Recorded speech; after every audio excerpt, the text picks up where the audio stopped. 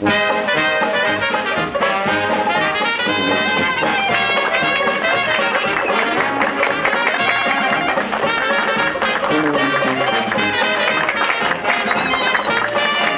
license shows no specifications for street shows, Mr. Mortensen. Oh, well, don't tell me our esteemed city attorney has dug up an ordinance against a little free entertainment. Well, Fats, you haven't given anything away for nothing in your entire career. Mr. Archer, well, here's 2 tickets to tonight's performance. Down front on the aisle. First thing a man in public office learns is take a present, owe a favor. Now, Fats, just keep the noise down, huh?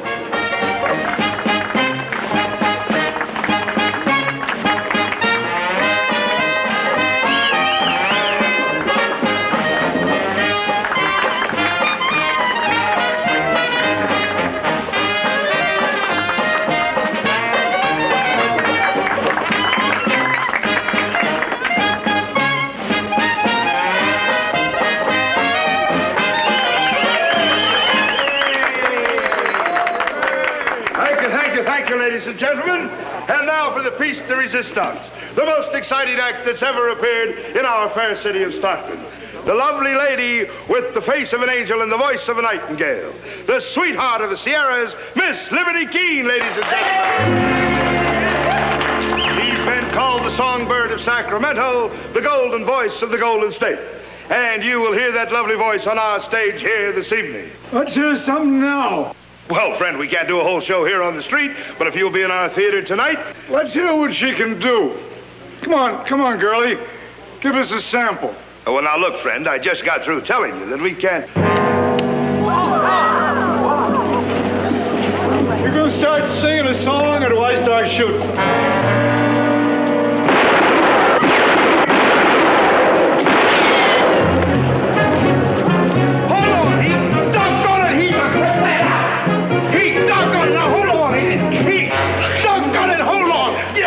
Heaven preserve us from impetuous young fools. It's all right, folks. It's all right. It's all part of the act. Ladies and gentlemen, the great Ambrose, the man whose keen eye and steady hand has won him 53 medals from the crowned heads of Europe. And if you think that was sharpshooting, just wait till you see his performance on our stage tonight. Take them in, Deputy. There was no real harm done, Mr. Archer. Fats here was just drumming up business for his new show. I know what he was doing. And you heard what I said. Well, I'm gonna have to run you in for this, Fats. Justice will triumph, ladies and gentlemen. Never fear. The curtain at Mortensen's Theater will go up at 8 o'clock sharp tonight. Round up your songbird and let's go.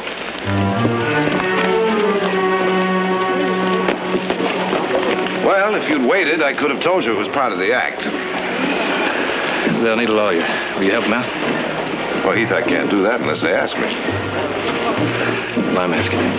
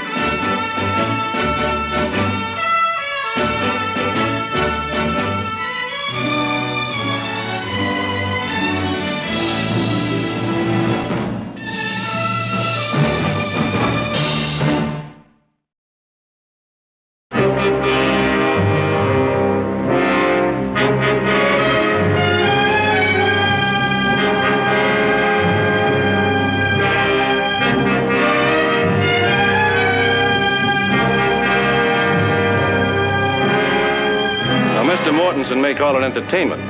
But the fact is, discharging firearms on a city street is in violation of Ordinance 116 and punishable by a fine of $300. $300? Archer, you know I can't spare that kind of money. Well, it seems to me I have enough money to hire very expensive legal counsel. Oh, well, Mr. Mortensen and I have a little agreement. Best seats in the house for opening night, right? Fred, it seems to me that under the circumstances, $300 is a bit excessive. Well, if your client prefers, perhaps he'd take the jail sentence of 30 days. Oh, come on now, Phil. We're only dealing with the Fats Mortensen gang, not Quantrell's Raiders. Is that the latest in San Francisco sophistication? I mean, this is a little out of your current bailiwick. What is your interest here, Jared? Well, like any other citizen of Stockton, I think I'd be disappointed if the show didn't go on. So would I. What happened out there today could have caused serious trouble. Oh, settle down, Phil. Anybody hurt? Any damage done? It's besides the point. Wasn't anything to boil over about. Well, what do you want me to do? Ignore the entire incident because Jared Barkley is involved? Well, now, it seems to me that the punishment ought to fit the crime. Fred, why don't we have Mr. Mortensen do a show at the orphanage as a condition of his release? Agreed, Fats? Well, fine. All right, it's settled then. Now clear him out of here. Mr. Barkley, thank you very much. The tickets will be at the box office. Liberty, my dear?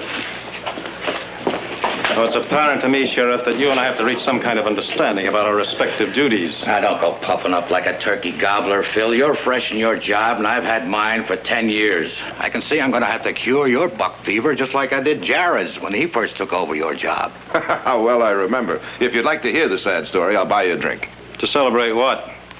How the big-time San Francisco attorney got the best of a small-town lawyer? No, thank you.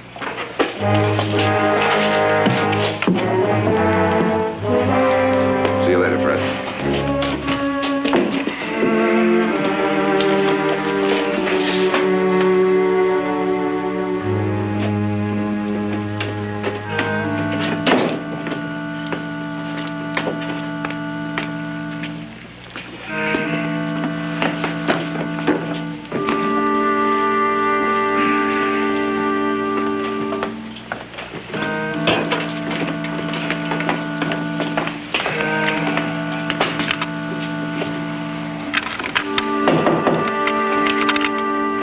Liberty, Yes? message for you at the stage door. Oh, thank you, Mr. Mortensen. Oh, you better get some food into him. All right.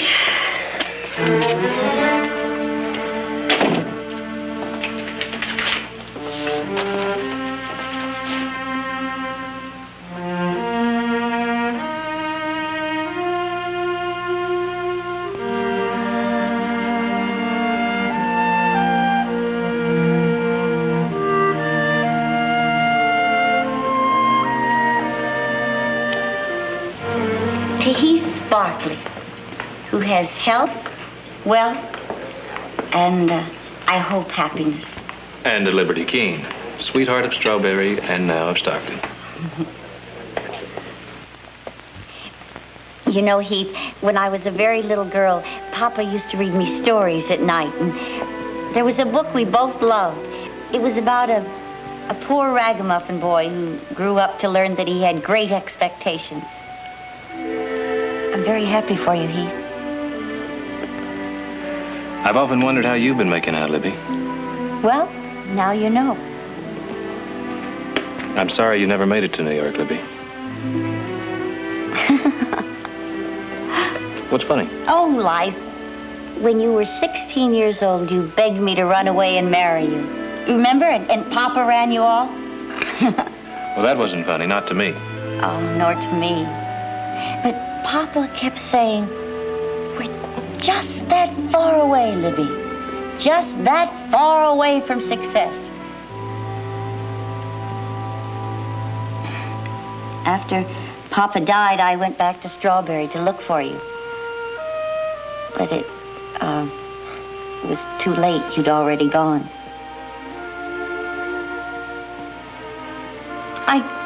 I guess everything turns out for the best.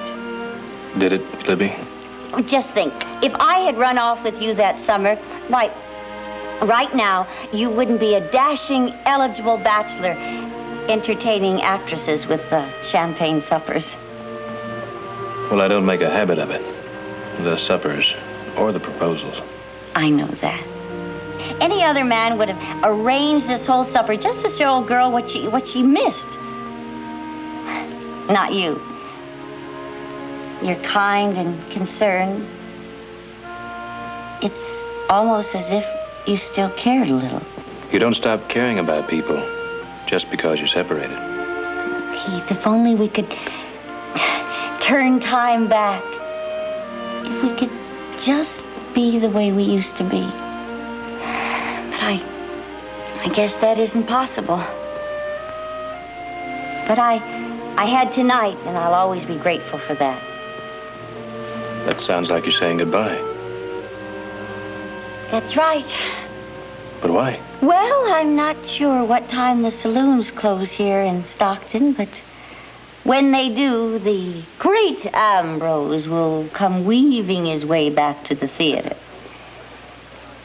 And if I'm not there... And if you're not there, what? He'll either fall asleep in a drunken stupor or be waiting up for me in a wild, jealous rage. Well, does he have a right to be jealous? He's my husband.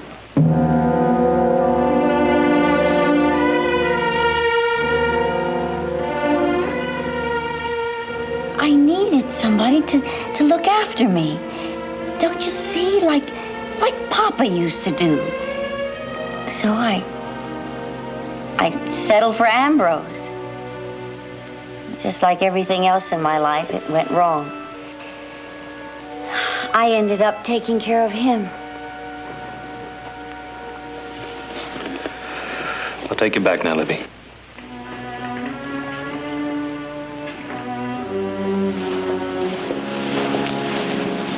You're angry with me, aren't you? Well, I guess you have every right to be. Keith, if what I did tonight seems, well, shameless to you, I'm sorry. It's just that living the way I do, you learn to snatch at a moment of happiness. I thought I could stop loving you, Heath. But I guess I never will.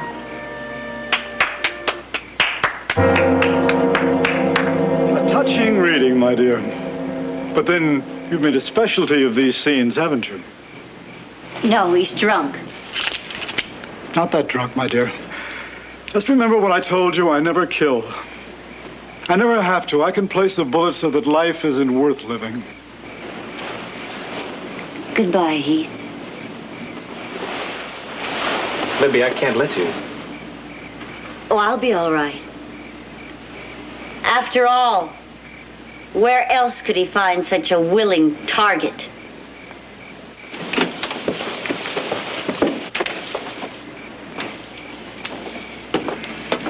My wife has a penchant for rich, young admirers. But strangely enough, she always comes back to me.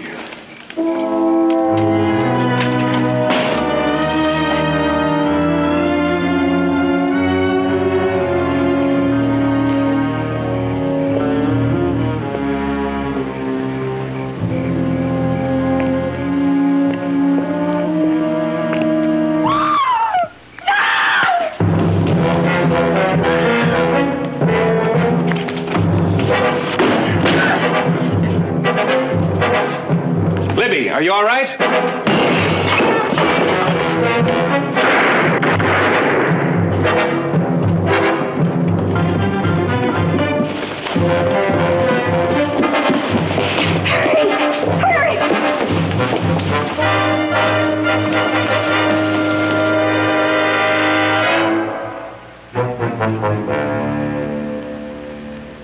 I killed him.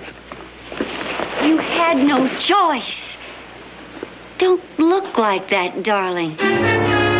It was the only thing you could do.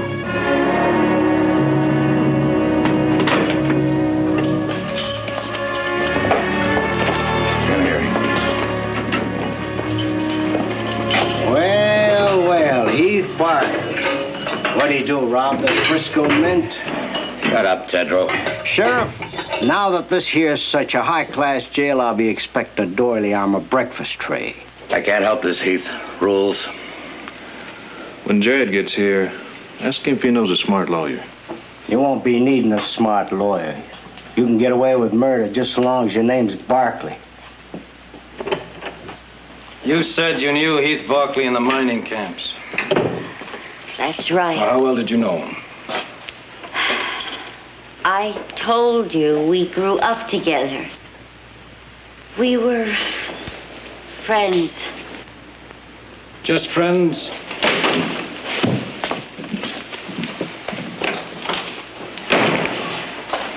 What's going on here? Where's Heath?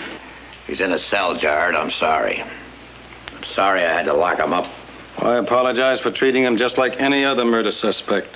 How many times do I have to tell you it was self-defense? Why won't he listen to me? Now, you remember Miss Keene by her stage name. She's the victim's wife. Heath shot her husband tonight. What makes you use the word murder? I believe I said murder suspect. At the moment, it's just a death under mysterious circumstances until the coroner's jury says otherwise. You're scheduling an inquest? 3 o'clock tomorrow afternoon at the theater where the shooting took place. Tell me something, Archer. Have you really got a case, or is this just a chance to make the Barclays sweat? I'm not a fool, Jared. I have a case. A good one.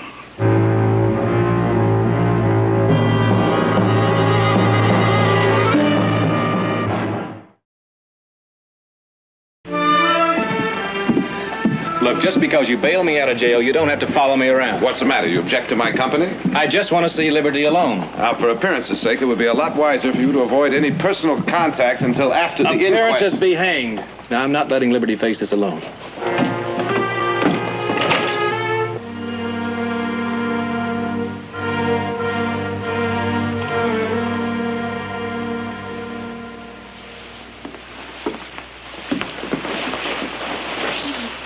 Oh, Heath, I was so worried about you. I got here as soon as I could. Whatever arrangement she's made, I'll take care of everything. Now, I don't want you to Now, feel... it's all settled. Now, you're coming back to the house and stay with us until this is all over. Well, thank you. I don't think I could face going back to that theater alone right now. Heath, the inquest is at 3 o'clock. I think it would be better if you stayed in town. Well, we can come back. We both have to clean up and change clothes. This is hardly an appropriate costume for an inquest. Well, I'm sure Audrey can find you something. Let's go home.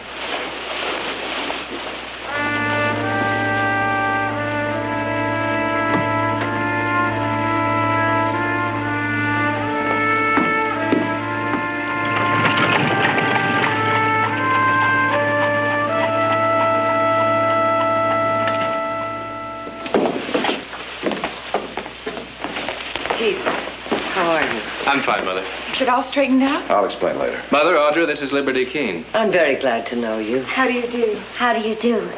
I wish we were meeting under happier circumstances. I do, too. I've invited Libby to stay a few days with us. Good. I hope I'm not imposing. Not at all. Oh, what a lovely chandelier.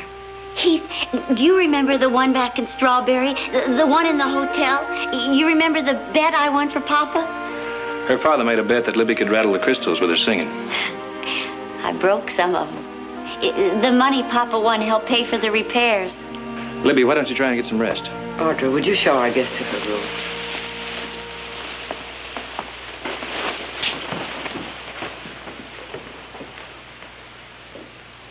Come on, Heath. We got some talking to do.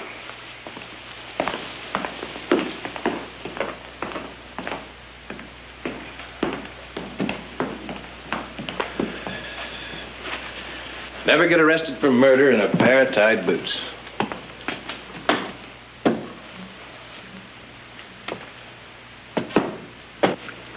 Well, Heath? Now, don't get that look. There's nothing to worry about. There's plenty to worry about. And the sooner you get that through your head, the better off you'll be. The great Ambrose tried to kill me. I shot him in self-defense. How many ways can I say it? Then why does Phil Archer call it murder? How should I know? He's much too smart to try for an indictment without some pretty good evidence. Happened just like I told you. Well, let me see if I've got this straight. You and the victim's wife renewed an old love affair over a midnight supper at the Alhambra Club. It was never an affair. Then you returned her to the theater at a rather late hour and were confronted by her understandably angry husband. He was drunk, crazy jealous. Life with him must have been hell for her. A relationship nonetheless sanctified by marriage vows. Jared, is this necessary? I'm afraid it is. Now tell me again what happened in that alley. He made threats. She went inside. Threats against whom? Me. And in spite of those threats, you entered a dark theater and killed him. A professional marksman in a fair fight. Now, do you expect a jury to believe that? Jared, you've got it all wrong. Haven't I told the truth? It's the word you use. You expect the prosecutor to use nicer words? All right, Jared. Now you've acted out the devil's advocate. Why? Surely you don't think Heath is guilty. Of course I don't think he's guilty. The trouble is, how are we going to prove it? Well, I'll match Jared against that smug Jaybird Archer any day. Well, wake me in an hour, huh?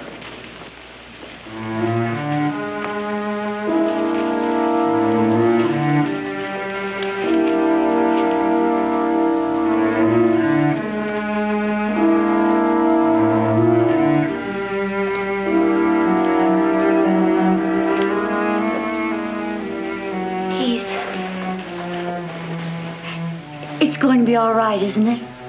Sure it is. There's nothing to worry about. I will tell it just like it happened, and that'll be the end of it.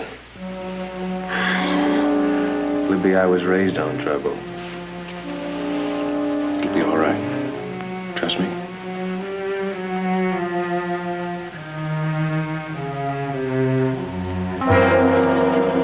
Read all about the murder. Read all about the murder in the theater. Come and get your paper right now. You can't go on shouting about a murder.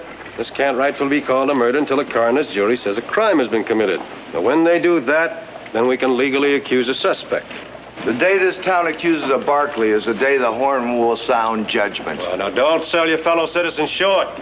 They're honest men, and they'll hand down an honest verdict without fear or favor.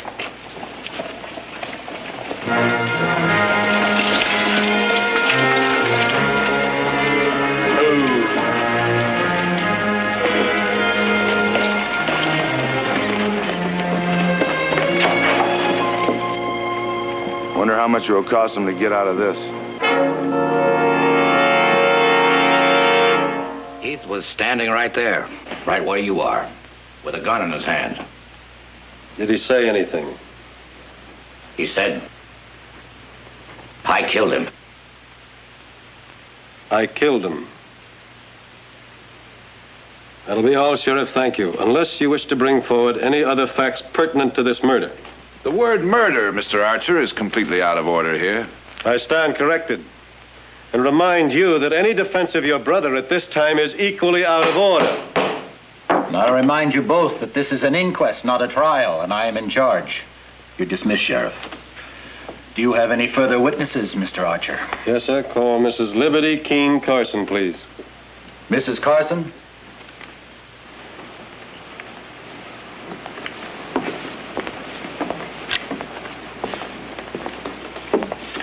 Place your hand on the book.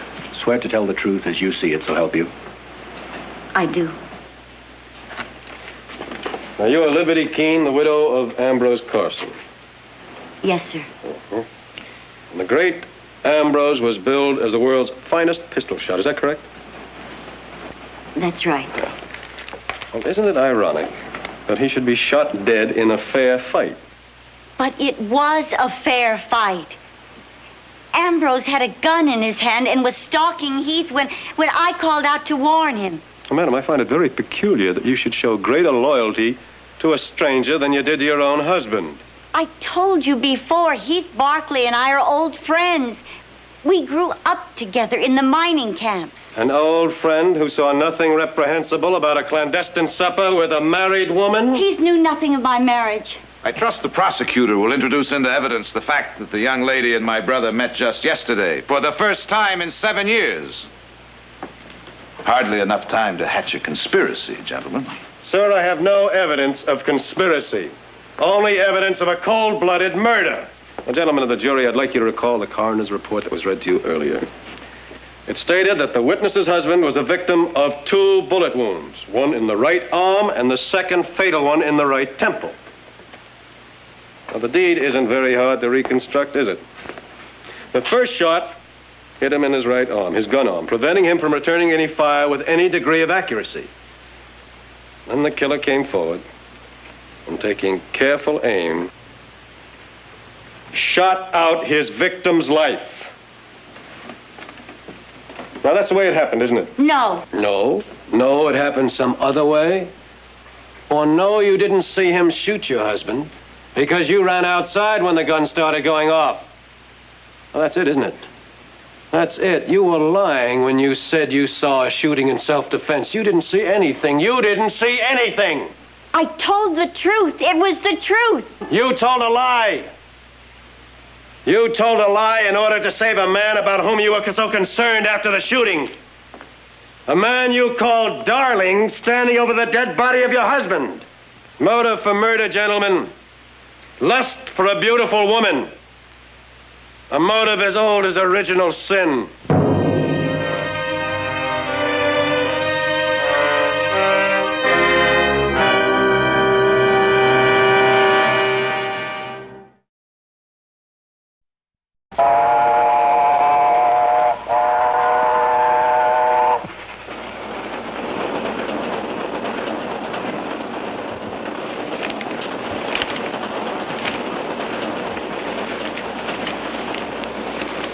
Makes sordid reading, doesn't it? I heard the porter call you Mr. Barkley. Are you one of them? What's it to you? Well, don't get huffy. I'm Fletcher of the Oakland Bulletin. If there's another side to that story, I'm the man to see it gets into print. Anything to say? Nothing. Been a Salinas horse auction. Kind of a shock, huh? You might say that, yes. I guess right now you're wishing the old man's cold had never come out of the woods. Nobody says that about him to me. You better get used to it. You're gonna find people like a good scandal, Barkley. And when the mud's on you rich ones, they like it twice as much.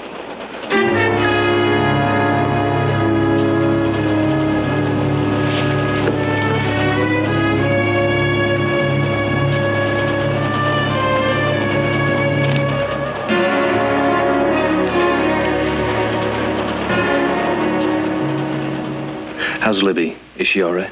She's fine. You know, I'm glad she's got you to look after her. Libby's had a hard time all her life.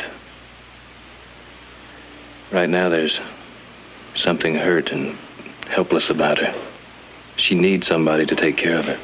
It's you we're concerned about. I left strict orders he was to have no visitors. Sheriff gave Miss Barkley special permission, them being such important people and all. Shut up, Tedrow. Yes, may I please, Mrs. Barkley? I'm sorry, Fred. I really can't understand your objections to my seeing my son. Your son is about to be tried for murder. Just because his name is Barkley doesn't give him any special consideration. Nor should it prejudice people against him. Oh? Well, are you accusing me of prejudicial behavior, Mrs. Barkley? Have you been reading the papers, Mr. Archer? Neither of us can control the free press. Not even to make it clear that half-truths have been twisted? You have one opinion, the coroner's jury had another. The newspapers are entitled to theirs. Not when they try to blame Heath for something beyond his control. The name he bears. Well, it seems to me you're unduly sensitive on that point. It's my name and I'm proud of it. I don't like seeing it smeared. Do you really believe there would be all this newspaper notoriety if a Barkley weren't involved? Would it cause statewide interest if that man Tedrow were on trial? Now, I'll overlook your doubts about my integrity, Mrs. Barkley. But let me tell you this. Your coming here didn't help his case at all. I intend to examine every word of the testimony of the widow and the defendant, and if there's any change, well, there could be an accusation of conspiracy with you as intermediary.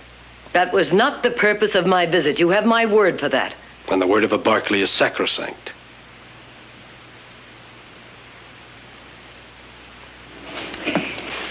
There's only one step from envy to hate, Mr. Archer. And I think you've already taken it.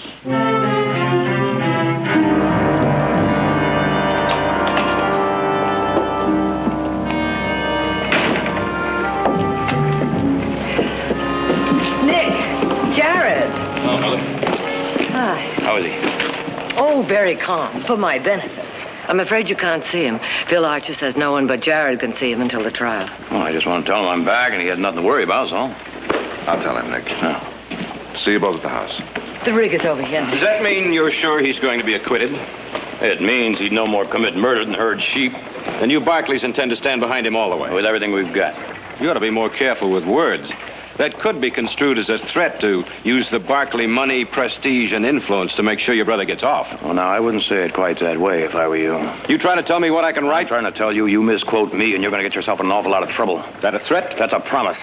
Thank you for a very good quote, Mr. Barkley. I think you're going to find out you aren't so high and mighty. Nick! Nick!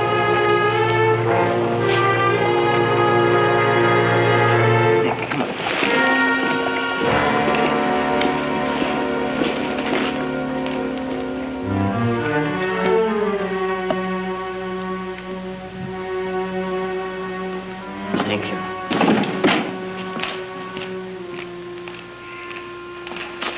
I suggest you pour yourself a drink, Nick. I guarantee you you're going to need it. Oh? Why? We have our name in the paper. Ranching heir Nick Barkley today threatened. What a filthy, rotten lies. How can they print lies like that about important people? Well, it's a rather involved question of semantics. Now, Nick may have only said promise to that newspaper man, but I understand he said it rather forcefully. Well, now, what was I supposed to do? Just let him get away with it? You know, your father used to say, when you wear a silk hat, you must be able to duck. Otherwise, you make yourself a target for every bobtail who can throw a rock. Now, that's the price you pay for being a Barkley. Yeah. Only in Heath's case, it could be a lot more than just rocks. It could be a rope. No, they can't. They can't do that, not to Heath. We won't let them, will we, Jared? Believe me, Liberty, we'll do everything we can. Jared, you have got to make them listen. You've got to make them understand how he was. He was cold and cruel and insanely jealous. If only I hadn't gone to see Heath that night. If I hadn't screamed after Ambrose hit me. That's why Heath came back. To help me. Now we've got to find a way to help him.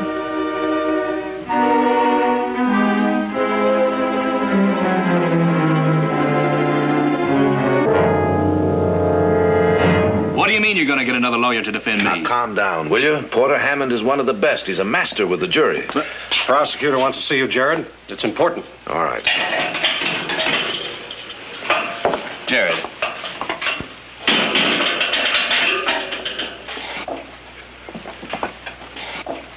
We don't need another lawyer. I think we do. Public opinion is running against us. We need somebody outside the family. No. I put my money on you, and it's staying on you. Hammond is on his way over here. I'm starting to feel sorry for you. He's trying to back out. Maybe you ain't such a member of the family as you thought. I wouldn't have believed it of you, Jared. I wouldn't have believed you've been so stupid. He had nothing to do with it. I told you that. Nothing to do with what? Go on, tell the big-time San Francisco lawyer what you just told me. Well? I killed Ambrose. Oh, doesn't that surprise you, Barkley? Archer thinks you put her up to it. Figuring a jury would go easier on a pretty woman. Well, Liberty, if you're telling the truth, that means that Heath is lying, doesn't it? He must be taking the blame for you. Heath knew nothing about it. The theater was dark. He didn't see me fire the shot. With the what? With a gun you just happened to have in your hand? The gun case was on the table. Ambrose had one. I used the other. And you claim that in the dark, with all those bullets flying around, yours was the one that killed him? I'm a very good shot. Really? Sheriff, let me have your pistol. We'll check and see how well Mr. Barkley has coached you. Don't push me too far, Phil. I don't need her to win this case, and you know it. Well, just in case you're tempted, we'll put her to the test. Look, that wanted poster up on the wall. The man in the poster. Go ahead, shoot him. Now, were your hands shaking that much that night? Go ahead, it's dark. The guns are going off. Show us how you hit him. Go ahead. Go ahead, you don't have the time now. Go ahead and shoot. All right. You realize you might have gone to prison if your ability to handle a gun had been any better? You lied here, and you'll lie on the stand.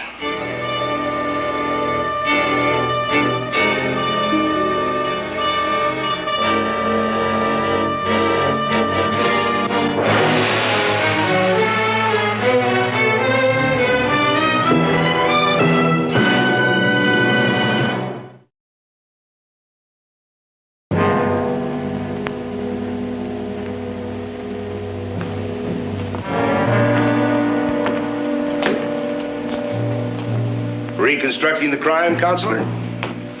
Something like that. Those are the dressing rooms, huh? Yeah. Would you mind unlocking them for me? Oh, not at all. Oh, say, by the way, if it's any use to you, Ambrose was hitting the bottle pretty hard that night. Oh, really? Yeah, I noticed it before they went on. I told her to get some food into him. Poor thing, I sure feel sorry for her. This is hers, huh? Oh, yeah, this is his right next to it. I wonder what she's going to do now. It's kind of hard on a young woman, all alone and near broke. She never could make it singing. I guess she can always go back to sharpshooting. I didn't know Liberty did any shooting. Oh, sure. Ambrose taught her all kinds of trick shots. I caught their act once a couple of years ago. Just like all the others, until he got the bright idea of making her the unexpected target. You know, kind of surprise the audience. Him pretending he's drunk and she's in danger. When you're finished, I'll be in my office. Thank you very much.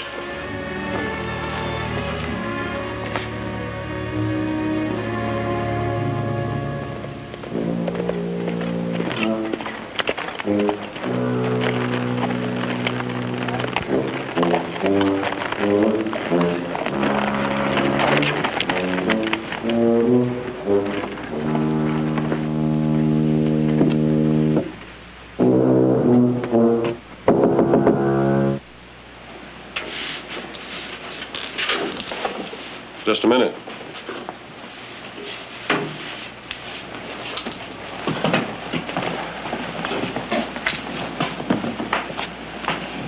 Well, may I come in? Well, is it something that can't be taken care of at the office? I've come to ask a favor, Phil. A big one. Come in.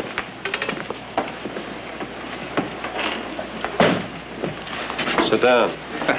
I didn't know you still paid the tuba, Phil. Why should you know? We haven't traveled in the same circle since we were in law school together. Seems to me we were friends then.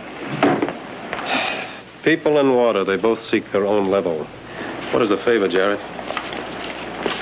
Phil, I want you to consider, just for the sake of argument, the possibility that Liberty might have been telling the truth yesterday. You know, I figured you were bluffing when you said you didn't need her to win your case. She said she was a good shot. Yeah, well, you saw how good. Good enough to be part of the act at one time. Then how do you explain what happened yesterday? Nervousness, cold feet, or possibly the expert way you drove at her.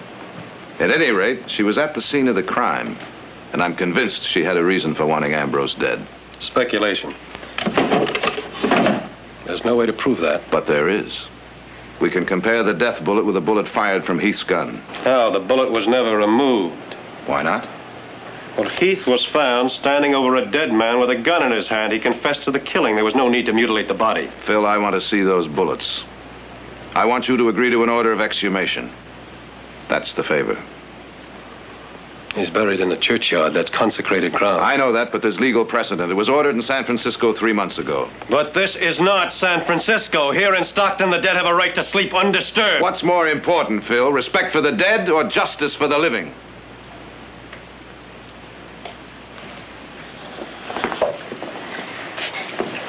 I'm a public official. Now, that's very important to me. I worked very hard for a very long time. May I ask what that has to do with it?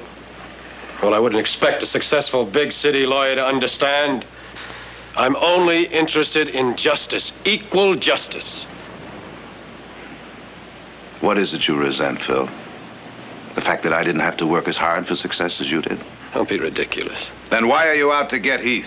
Why do you refuse to even consider the possibility that he may be innocent? Because he is guilty.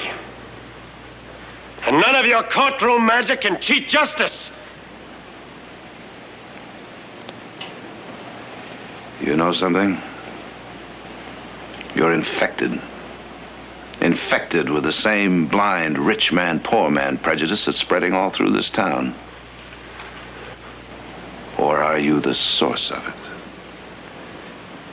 Get out of here. Go on, get out.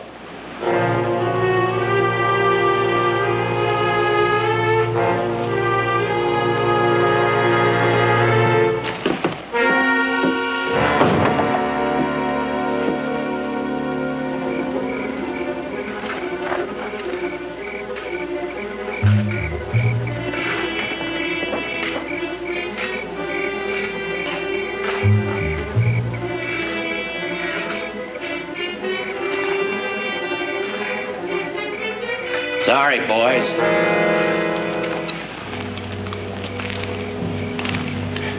You can go ahead home, Fred. And let you rob a grave, I can't do that. We've got permission. Not from Archer.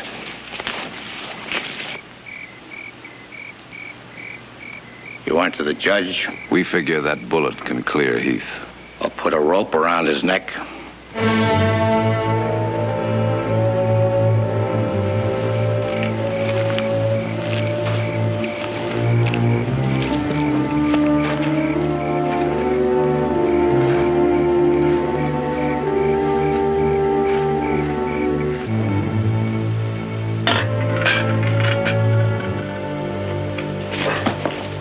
I didn't expect this kind of cooperation, Phil.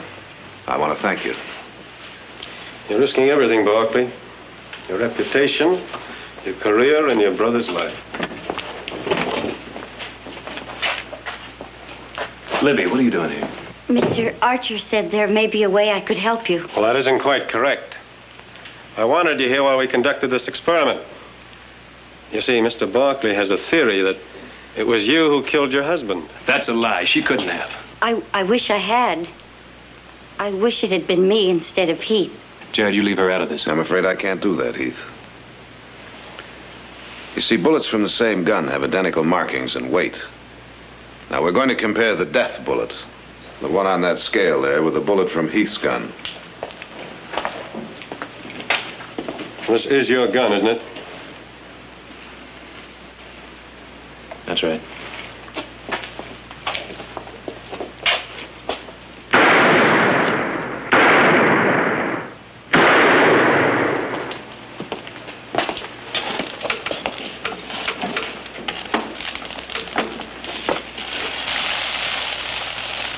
They are, Phil. Well, this scale is from the assay department of the bank. It's completely accurate.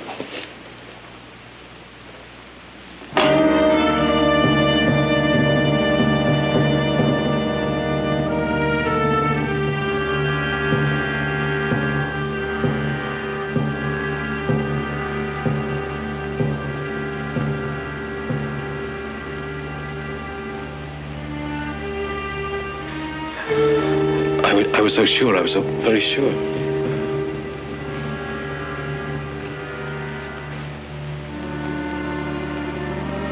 I had to kill him.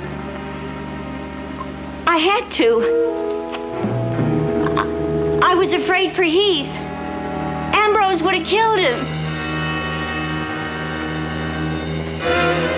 It would have been my fault. All my fault. You didn't have to kill him to prevent that. You're an expert shot, Liberty. Despite that deceptive exhibition you put on here, you could have placed this bullet anywhere you wanted. You wanted him dead.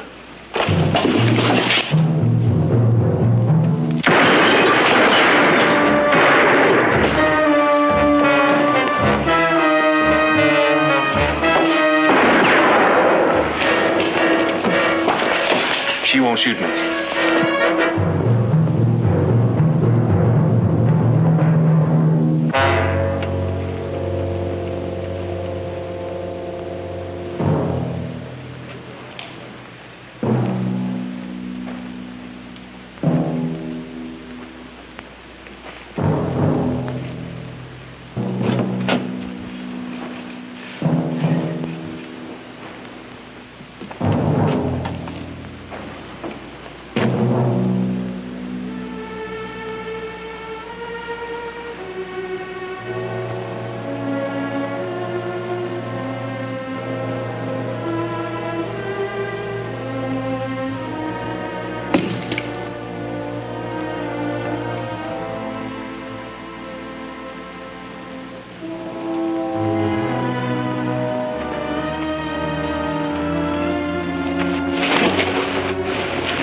Libby? Libby. I'll get a doctor. No.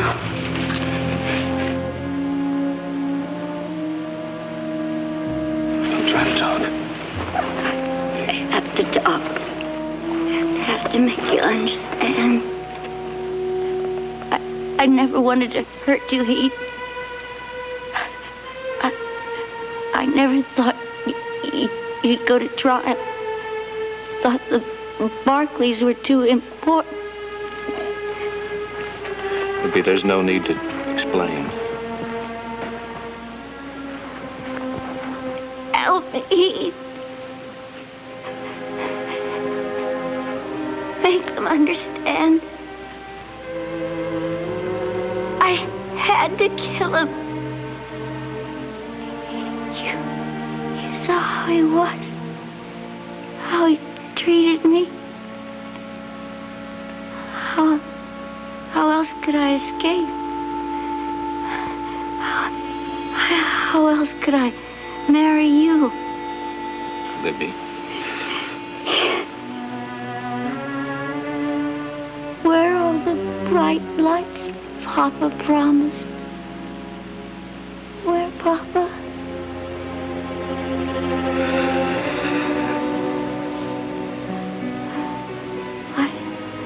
I came close, Papa. So close. Our dream almost came true. Just that far away.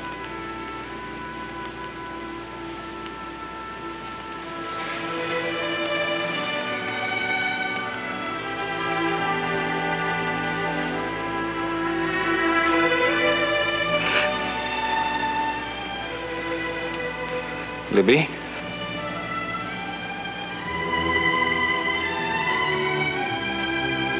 Libby?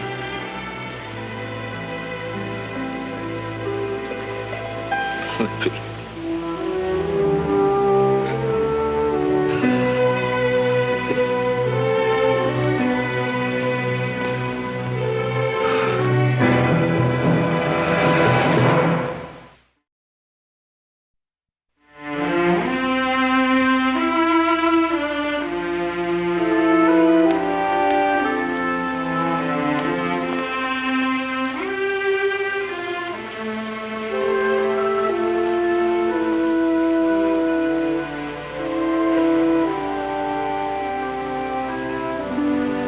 I don't like to see you punish yourself this way. They're both dead. She killed Ambrose because of me. No. She killed him because she was too weak at 16 to live your kind of life, and too weak at 25 to live with her own mistakes. I keep remembering when we were kids, all of the things she wanted. And all her life, they were just out of reach. Just that far away.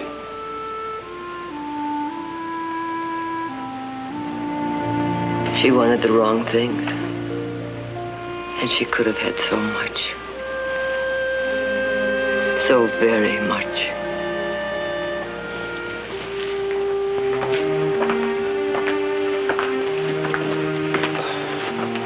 I've come to apologize. Now, you were right about me. It was a personal resentment of you. Of your success and your way with people. Oh, if either of you want further satisfaction, we can go out behind the barn. Well, what do you think, Heath? Down by Snyder's Creek? Well, since there isn't going to be any trial tomorrow, we can see if the fish are biting. Well, after everything that happened... If it'll make you feel any better, Phil, you can dig the worms.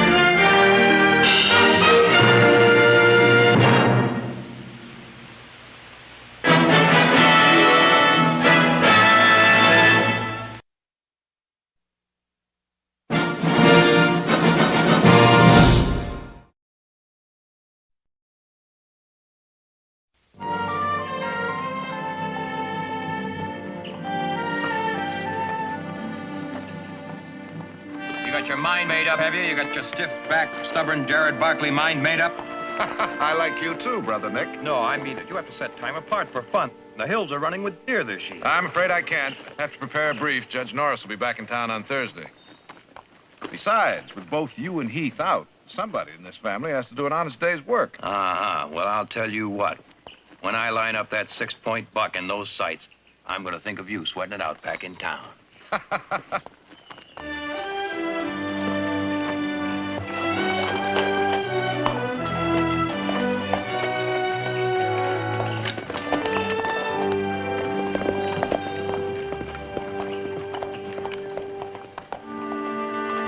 Morning. Howdy. Looking for someone? Is this the Barkley place? It is. You have some business with the family? Well, one of them, an old friend of mine, calls himself Heath. Well, he's my brother. I'm Jared Barkley. Gil Anders. I'm afraid you won't find him at the house. He's gone? He'll be back tonight. I'd be happy to give him a message. Oh, no, sir. I got to talk to him myself. I've been looking for him for nearly 3 years. Well, in that case, maybe you better wait at the house. I'm sure my sister and mother would make you comfortable. I don't want to be no trouble. No trouble at all. I'd take you up myself, but I'm due in town. Much obliged.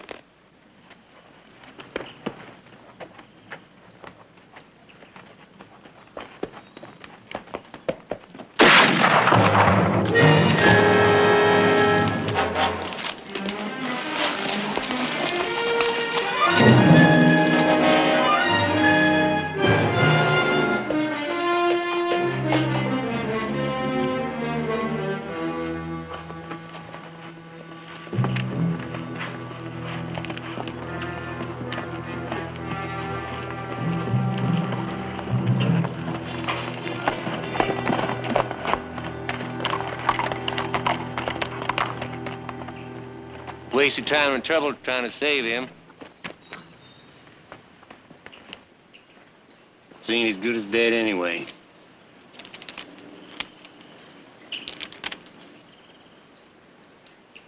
He a friend of yours? My brother's. It won't be for long. You're from Coreyville? That's right. We've been deputized to bring him in. Don't you mean to gun him down without warning? Bring him in any way we could.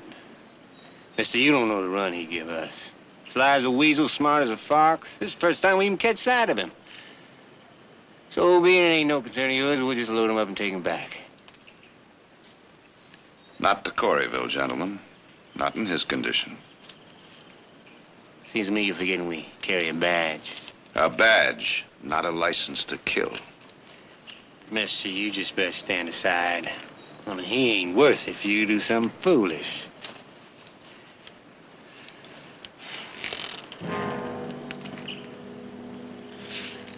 I'm just pointing it out. 2 to 1. You better count again. This old mare's leg will burn a pretty big hole in you at close range. I advise you to climb back up on that horse and get out of here, the both of you. Now, come on, get. You're on private property, gentlemen. You're trespassing. Huh? But to be more specific, you're breaking the law.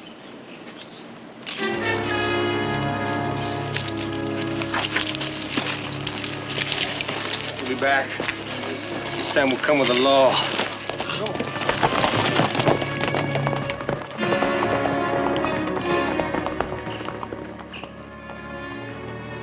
Who's he? Some friend of Heath's. They never gave him a chance.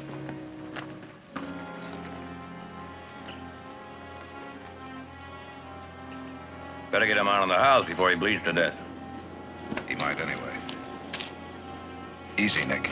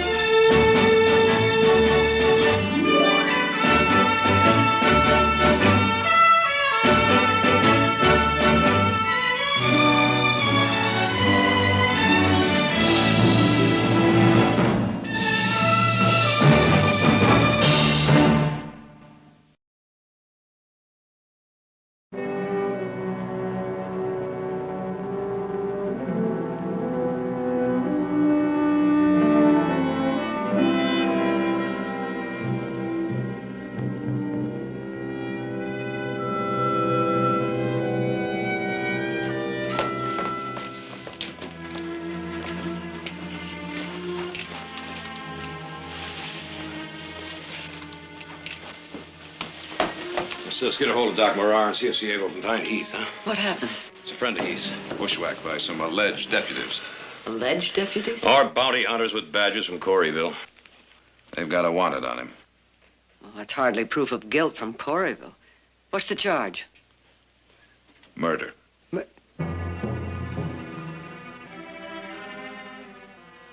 A friend of Heath?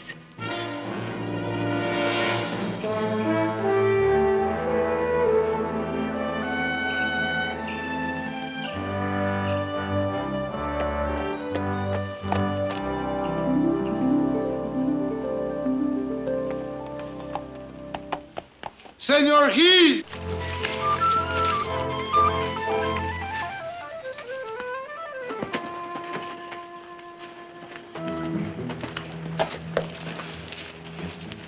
Oh, howdy, I've heard of it, but I never believed it. 2 left feet and a foghorn voice. What I did, senor? Oh, you just lost me a deer, that's all. A fine, beautiful 6-point buck. Biggest I ever had in my sights. It's all right. He'll be back. So will I. Well? They sent me to look for you. They want you to come home. Is a friend of yours there? Friend of mine? Who? I don't know. They don't say his name. But you ask me, senor, I tell you to hurry. I think your friend, he's hurt pretty bad.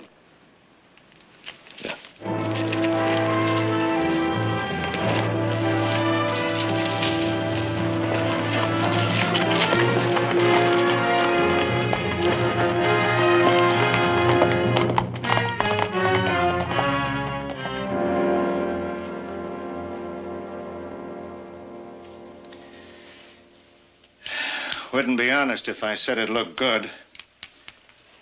When'll Heath be back? That's hard to say. Why? You say he's Heath's friend. He'll need some blood. You want a chance of transfusion? And I hope it won't clot, but if we don't take the gamble, he'll die anyway. Well, Ciego's up looking for Heath right now, but if you think it's safer not to wait, let's have at it. Will you boil me some water, please?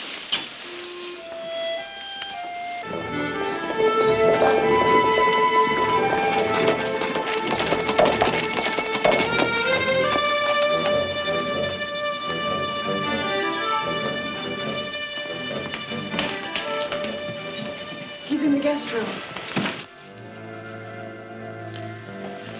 We can start. Heath, we couldn't wait any longer. He said he was an old friend of yours. Doc's trying to pull him through.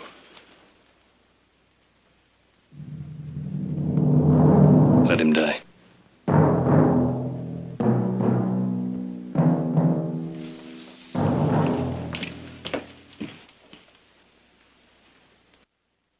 You ready? If you are, yeah.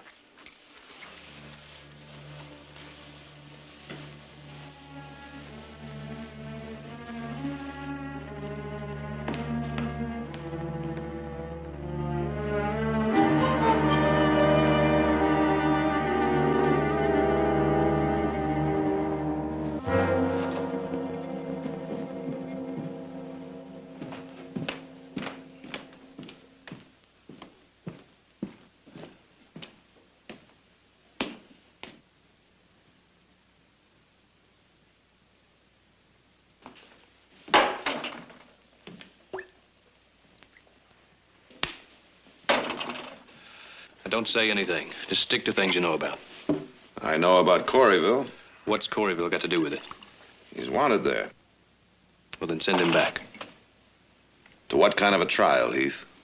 You want justice in Coreyville, you ask Ben Coulter. You ask him, do you live, do you die, do you work, starve, or kiss your own wife? Judge Benjamin Coulter, the hanging judge. They say he orders men strung up like you and I would order eggs for breakfast. I'll get it.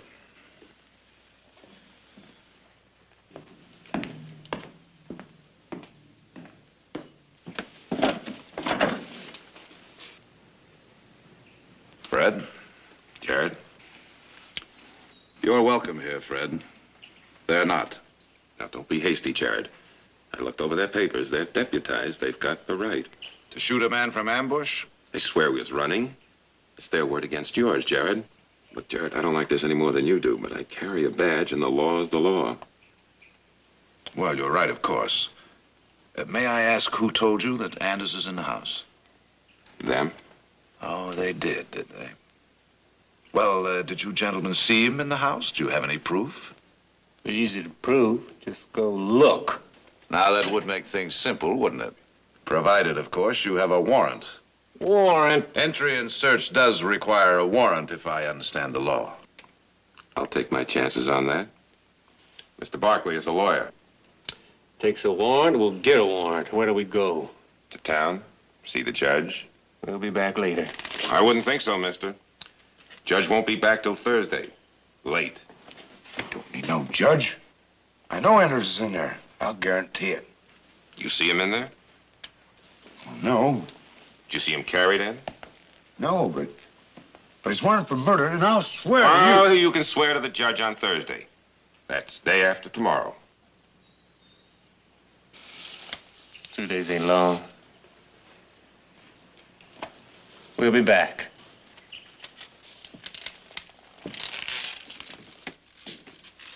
Afternoon, Jared. Afternoon, Fred. Was that Fred outside? It was. He's wanted for murder. You should have let him take him. The condition he's in, he'd be dead before they'd gone a mile. You all right, Nick? Oh, yeah, fine. All right, then, when he's well enough. That'll depend on what I find in Coreyville. You're going to Coreyville? Heath, I don't have any choice. I'd be an accomplice to murder if I let those deputies take him without my knowing the truth. Well, why don't you ask me? I'll tell you the truth. I'm asking. There were 3 of us working around the Motherlode country. Anders, myself, and Willie Martin, a kid just past 16. There'd been talk of a silver strike over in Nevada. We decided we'd take the short way. The desert? Yeah. But we were mostly across when the Indians hit. Yumas, screaming, shooting, and running our horses off into the dark. We held on to 1 and 1 skin of water. I figured that would be enough, each taking his turn to ride and drink. But Anders, he had different ideas. He waited until we were asleep. He took off, took the horse and the water, and left us there. I kept telling this kid he'd gone for help, and he believed me. Right up until the end. Just before he died. I was holding him in my arms, trying to give him some shade. And he made me swear. Swear if I ever found Anders, I'd kill him.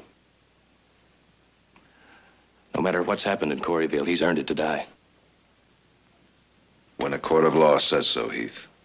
Not before. And no one for me. Mother? Audra? Nick? I'd like to be. Heath, listen to me. I just did. And what you didn't say was loud and clear. You're bringing it down to him or me.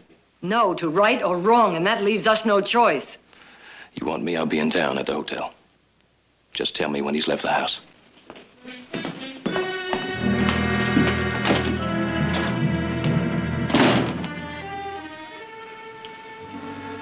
I'm in a pack. I want to take the night stage.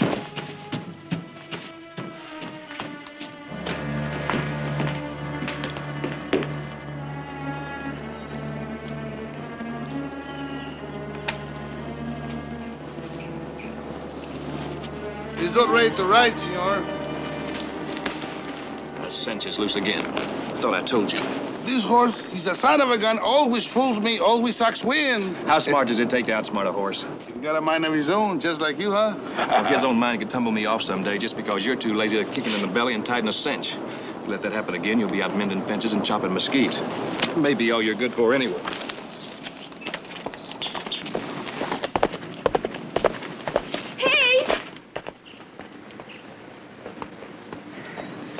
I want to talk to you.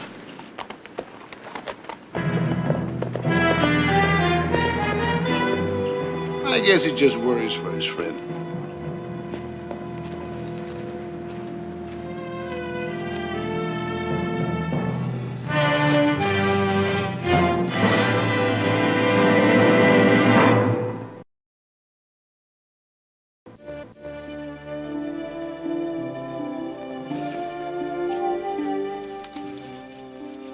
worried?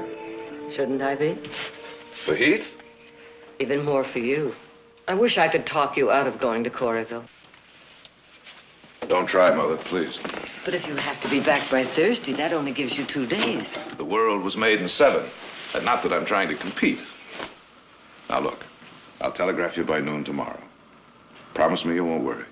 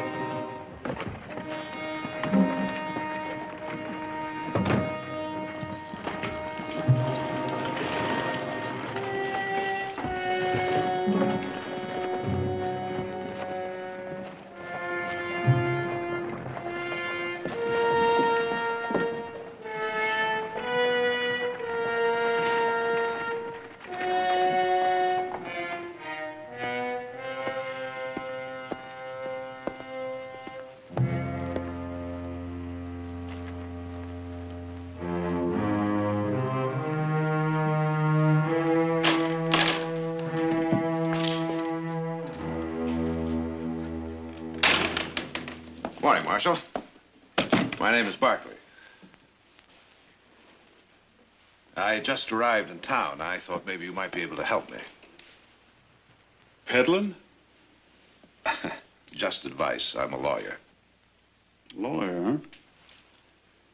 Well, it don't give me no pleasure to tell you this, but you're fixing to make a living. Might as well know you're going to have to scratch for business.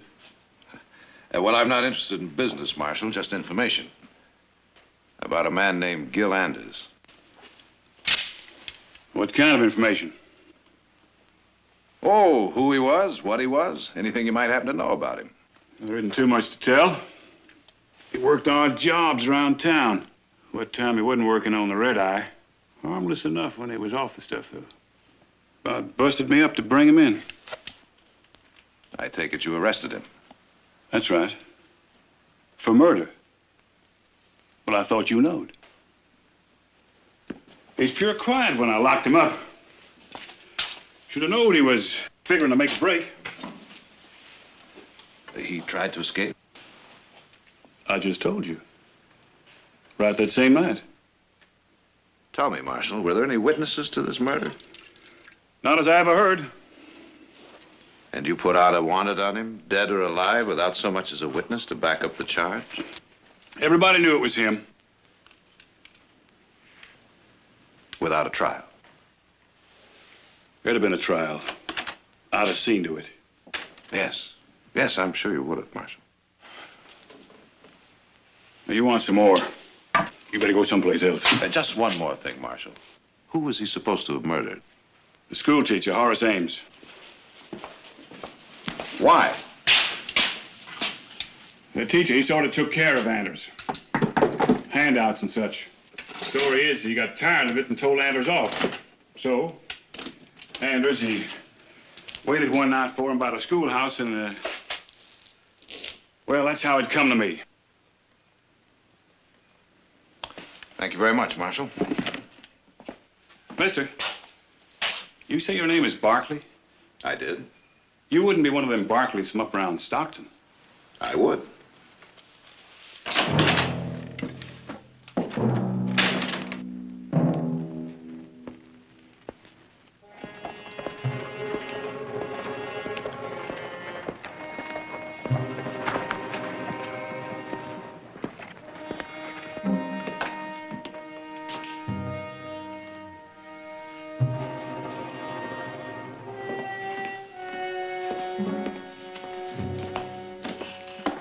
Good morning.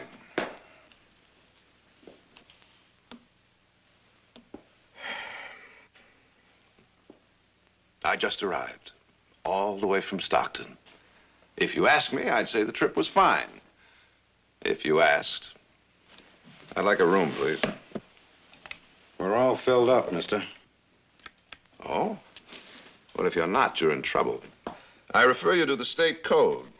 Specifically, Chapter 7, Paragraph 12, subsection C, which states, and I quote, any proprietor, clerk, or employee of a hotel or inn which refuses lodgings when such lodgings are available is guilty of a misdemeanor, punishable by fine or imprisonment or both. Now, if you don't mind, I'd like a room, please. All right. 16. Straight up the stairs, first door on your right. Oh, checkout time is 2 o'clock. I'll have to charge you half a day for this morning. You do that.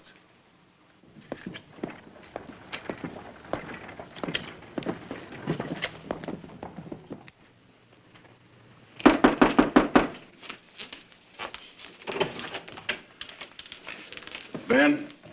Ollie? Ben. Ollie, what's your problem? It ain't just mine. It's yours, too. What are you talking about? A lawyer just come into town. He's been asking me questions about Gil Anders. Asking questions won't get him nothing. Ben, I took Matt's word Anders did it. Now, I don't want to be put in the middle of anything. Someday, I'm going to get me a marshal that don't come running to me to wipe his nose. Ollie, just do as you're told. You ain't going to be in no middle. Well, I just couldn't help thinking. You talk problems. This telegram's one for real. It's from Hoover and Waiting. They're up in Stockton. They got Anders holed up, but they can't get to him. Some family up there is hiding him out. Well, they're both deputized. They can just walk in and take him. That family carries too much weight. Did you ever hear of the Barclays? Ben, I just talked to one. That lawyer feller I've been telling you about. He's a Barclay? Ben, what do we do? He's a guest. He gets to make the first move.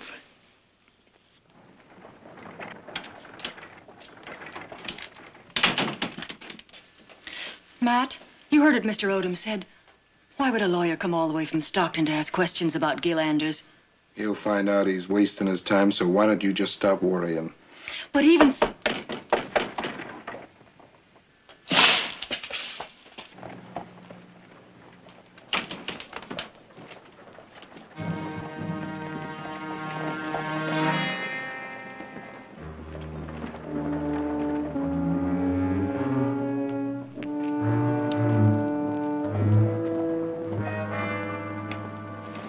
Matt, I'm frightened.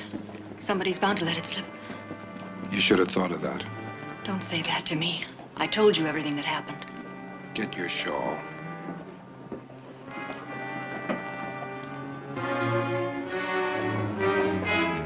But I tell you, Ben, I just had to give him the room. He had me twixt the tail and the snoot.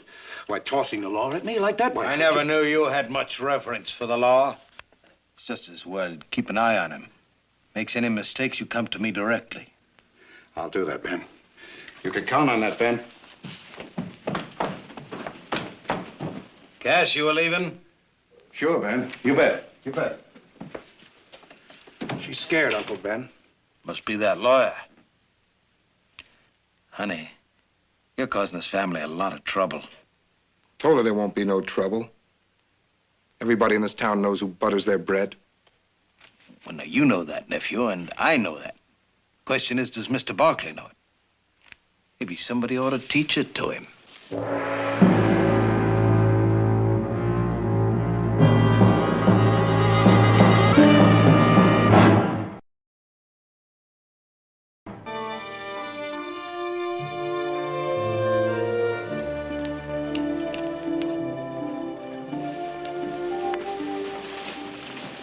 Any change, Doctor? Pulses may be a shade stronger. The transfusion helped. Did Heath come back? He's like his father, just as strong and twice as stubborn. How about Jared? He said he'd telegraph, and I'm sure he will. Let us know if you need anything. Victoria, if Heath were here, it could make the difference.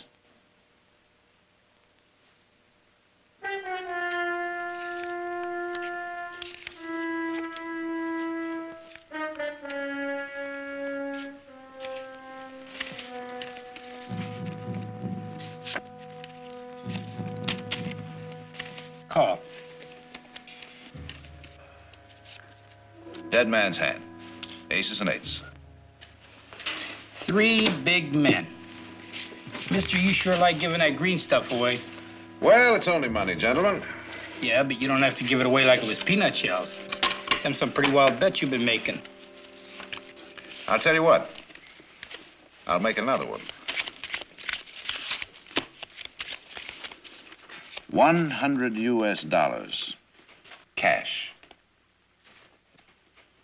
But no one at this table can tell me why Gil Anders killed the school teacher.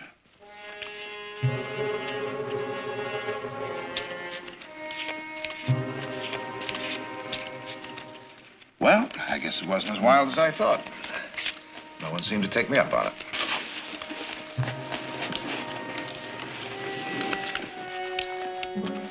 I'm afraid you've left me out.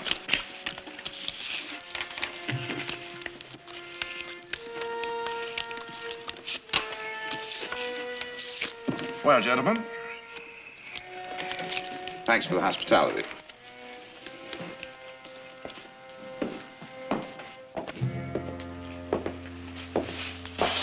Whiskey.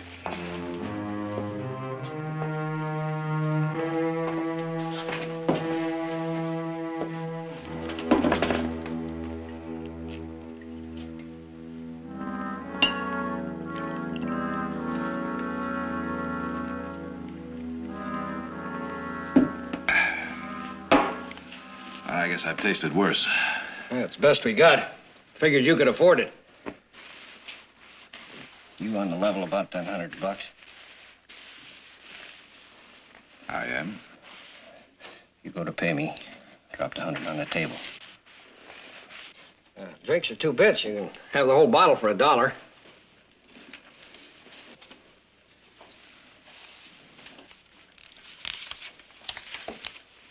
I'll take the bottle. Thanks. Talk. Ask Amy Coulter. I can't tell you no more.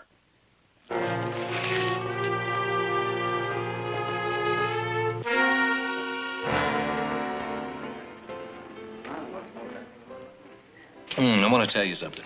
And this is from a man who knows. Don't ever trust anybody. And I mean anybody. Nice girl like you could get hurt pretty bad. And the very ones you count on will be the ones that'll go against you. And then sit down to supper and never think on it twice.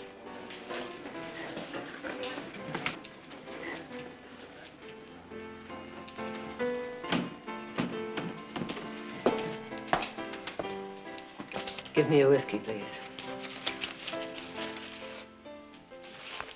I said give me a whiskey. You heard the lady. Give her a whiskey. That's right, lady. No, thanks just the same.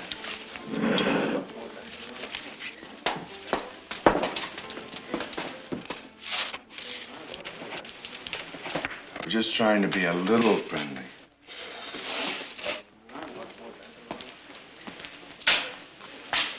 The lady wants you to leave. The lady didn't say so.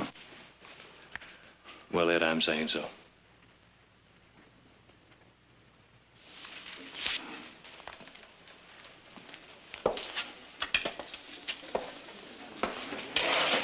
I just hope you've got a good reason. Why? Are you the only member of the family privileged to make a fool of himself? I've taken my whiskey like this before.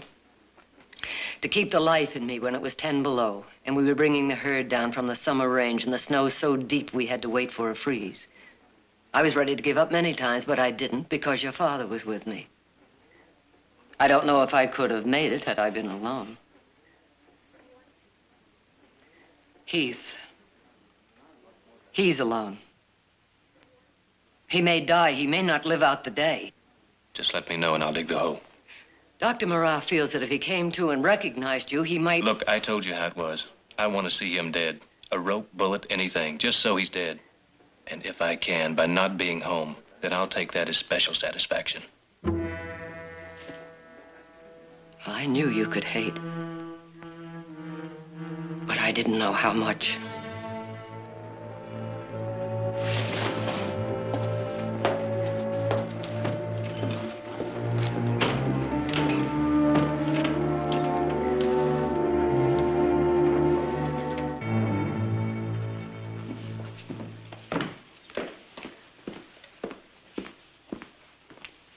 Key, please. Oh, by the way, can you tell me where I can find Amy Coulter? Mister, why don't you stay out of it and stop asking before you get hurt, huh? Sure.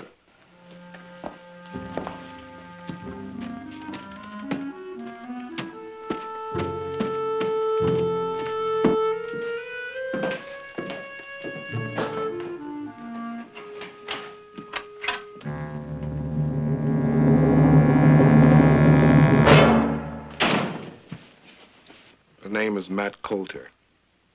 Judge is my uncle. Thought you'd want to think on that when you ride out.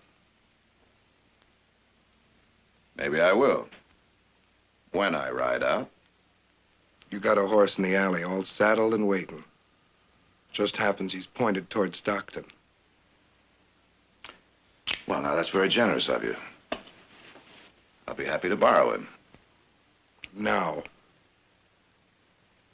When I've finished my business here in your fair city.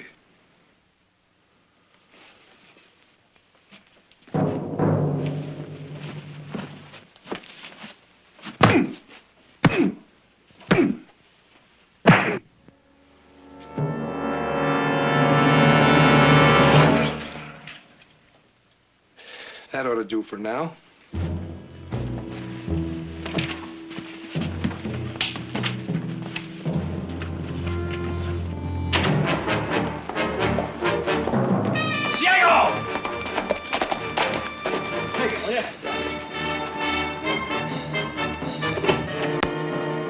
Mother?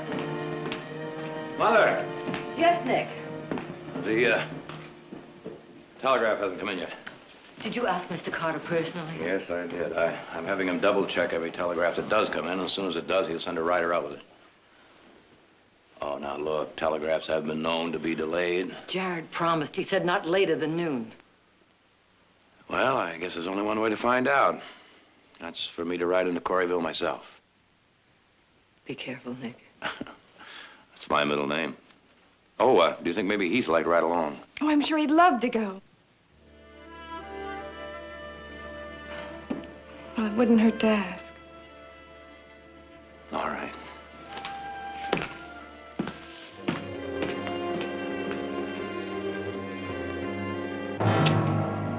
Don't scare Uncle Ben. He real stubborn like. Wouldn't listen to reason. Figured a way to handle him? I was waiting on you for that. Now, wait. Something happens, I'm the one who'll be blamed. Now, Ben, I'm the law in this town. When I say you're the law. Could have an accident. You ain't worried none he's a Barkley? Stockton, maybe. Here, he's nothing. Ben, don't do it. I'm asking you.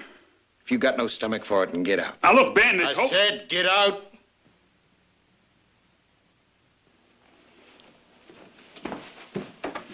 What kind of an accident you have in mind?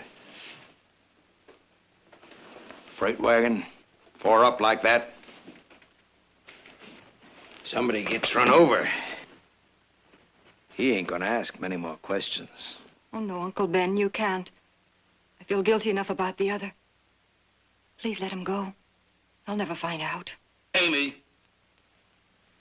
You better go home.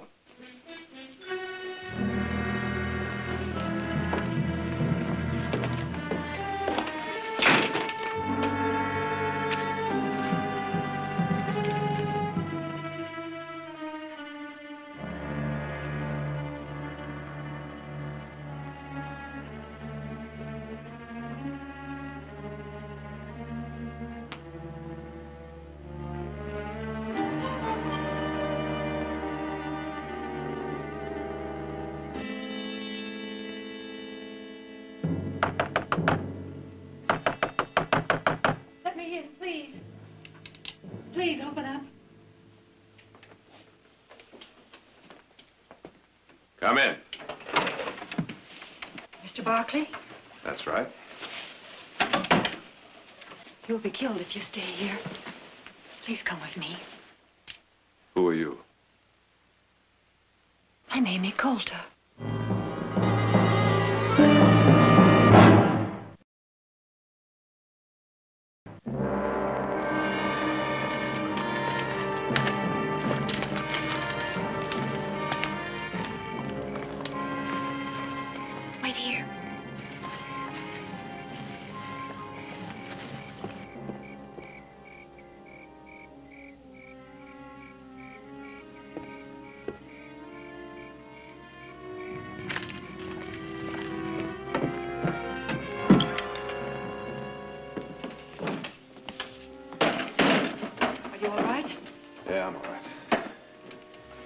stayed here for the night.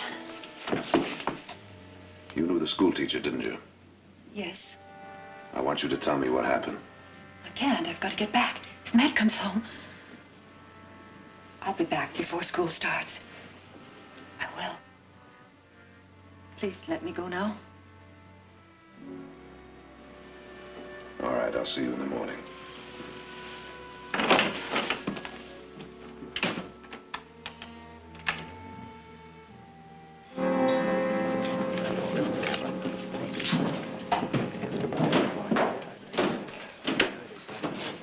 You're 10. 10 more just to keep out the horse thieves.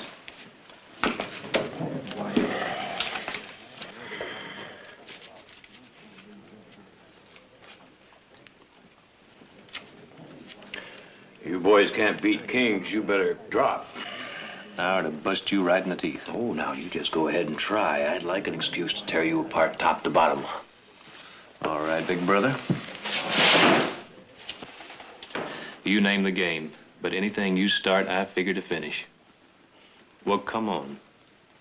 Now, that would pleasure me. But I'd like the proper time to do the proper job, and unfortunately, right now, I don't have the proper time. But I'll tell you what. You just try me when I get back from Corryville. Corryville? Jared went down there last night. He was supposed to telegraph us. We haven't heard a word. Oh, but don't let that interfere with your card game. Gentlemen.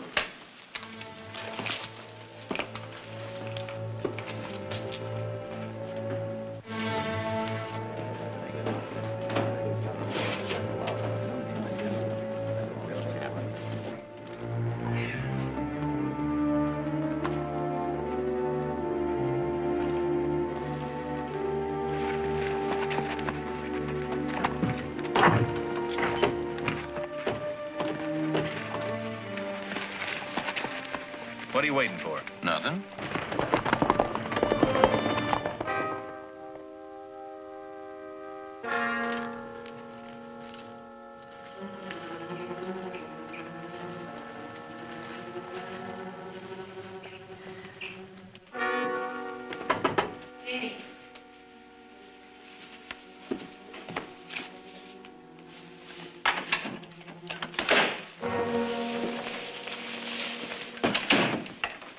Brought you some breakfast.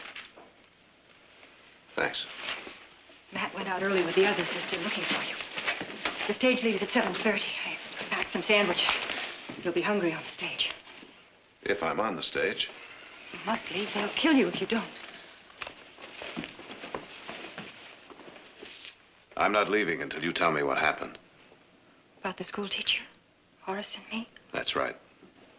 There was nothing that in any way could be considered wrong. I understand. You believe me? Yes, I think I do. No one in Corryville did. I came out here from Ohio. Came out to teach. I hated it. Oh, not the children. I love the children. But this town, shoddy and vulgar. Most of all, lonely. No one to talk to. That's the worst kind of loneliness, don't you think? I suppose. And I married Matt. Found I couldn't talk to him either. Then Horace came to take over the school. He was young and bursting with knowledge about books and people, science and nature. At last I had someone I could talk to. It was always in the daytime, with the children around. I said I understood. Except once, at night. Horace was working late, and I wanted to return a book. Most of all, I wanted to talk about it. So I came here, and we talked. And afterwards, Horace walked outside with me. Matt was there. He said vile, horrible things to him. Horace stood up to him. Matt killed him. Blamed it on Gil Anders. And you'd have let Anders die for that? I don't know. Matt said he'd kill me, too.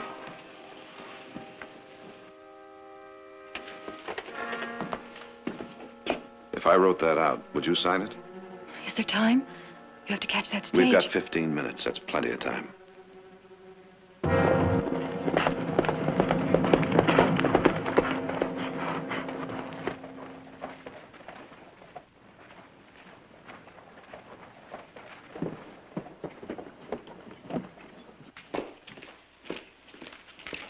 Mr. Barkley registered here? Barkley? Yeah. I don't believe we have a Mr. Barkley here. Oh, you had him last night? What room is he in? I said, what room? 16. The key. Thank you.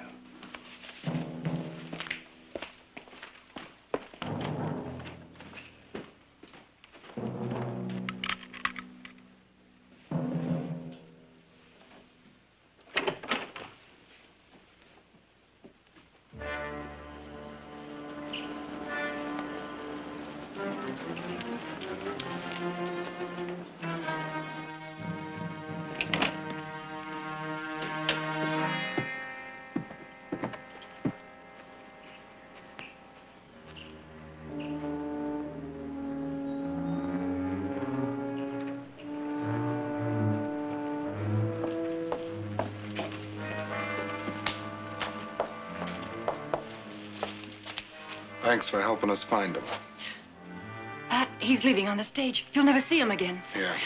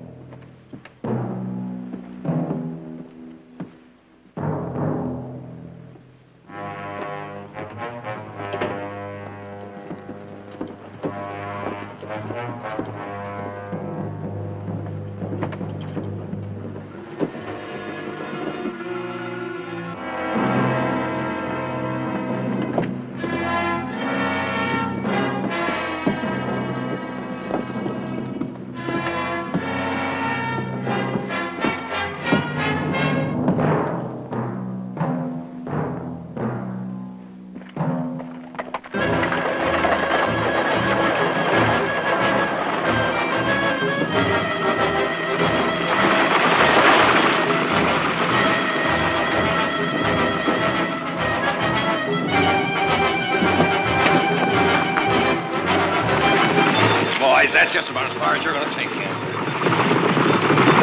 Come on, get. Get out of here. Move. Matt, don't! Stay back. I must say I'm rather pleased to see you.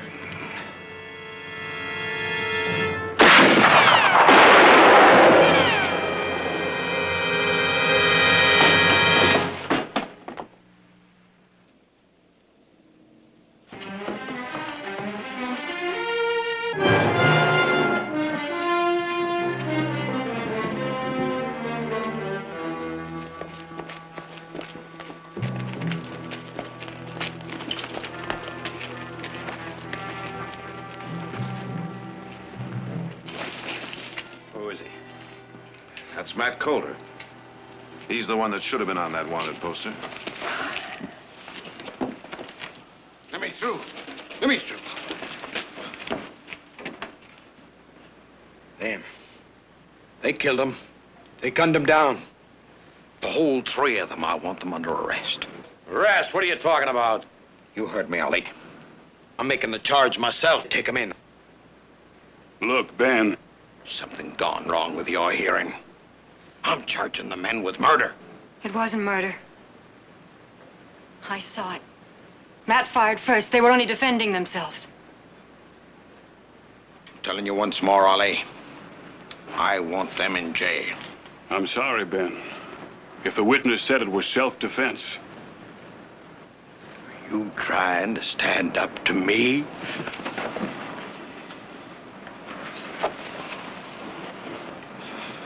Ben, I'm kind of partial to this badge. I aim to wear it a spell.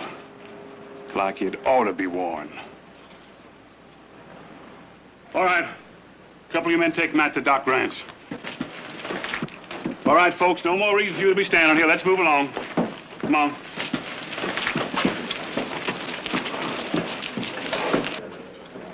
Take Matt's horse. I'll come up for him. I don't plan on staying in this town very long.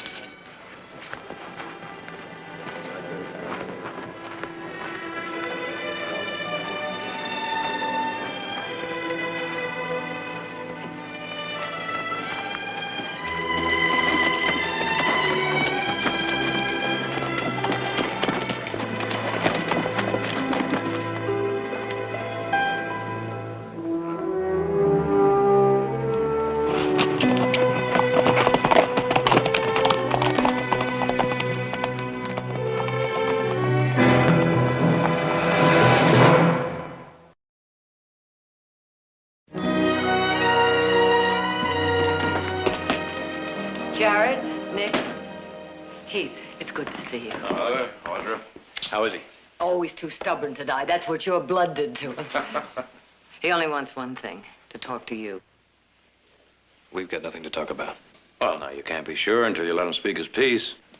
You mean to let him try and crawl out of what he did? How do you know he didn't have a good reason? Because I know Anders. He's guilty. Heath, you thought he was guilty at Corryville, too. Heath, please.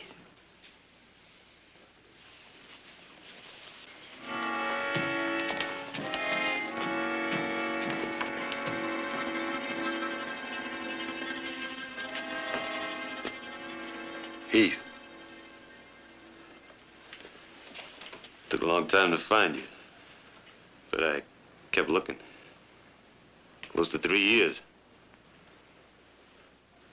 All right, Anders, say what you want. Let's get it over with. That was a stinking bad thing I done out there in the desert. No excuses for it, neither. Not then, not now. I was just too purely scared, was all. Thing like that, it stays with you. It eats out your heart. It's the whole thing. You do something wrong, you do it mostly to yourself. What do you want from me? I know you can't forgive me. I got no right to ask. But I swear, I'd give my life to do it over. And that's what I come to ask. That you'd believe I would.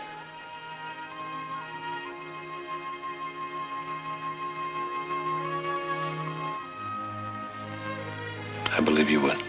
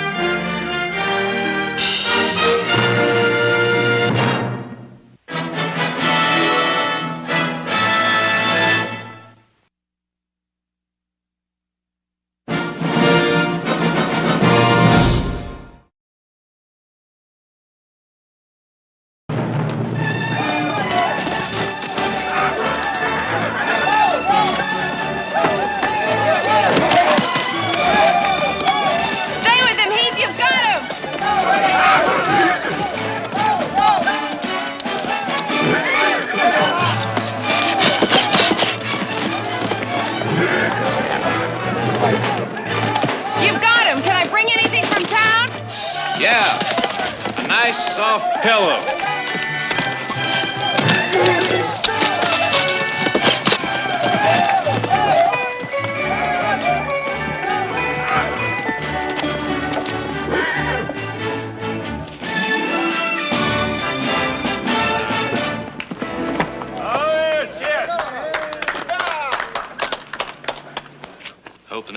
broken leg. Eat! You make it look real easy.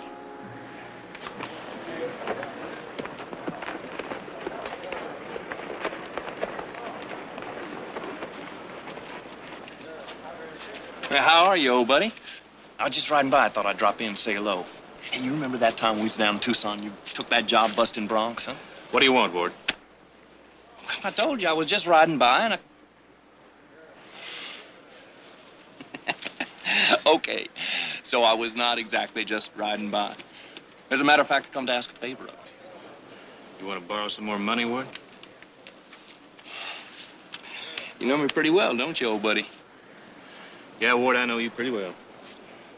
Well, I need $100 each. I plan to do some fixing up around that old stump ranch of mine. That's the same excuse you gave me last month to borrow $50. I've got to learn to keep my story straight, don't I? Say hello to Nora for me. Yeah. Oh, Heath, I really do need that money, old buddy.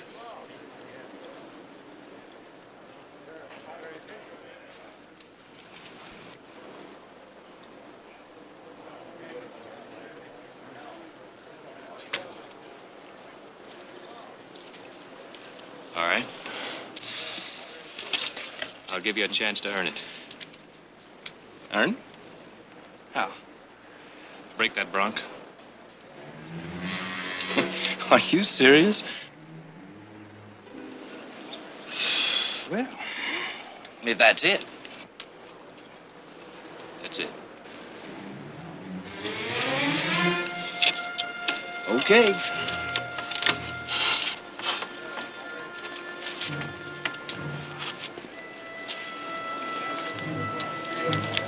Hold it, Dave. Mr. Whitcomb's gonna ride this one. Okay, Heath.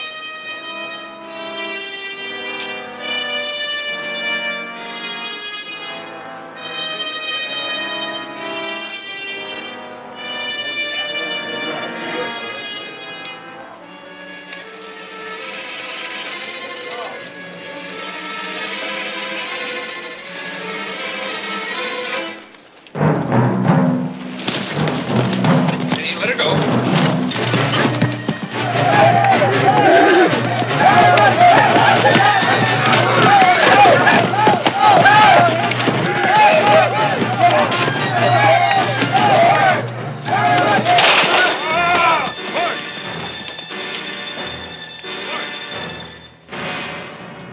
Somebody ride for the doctor.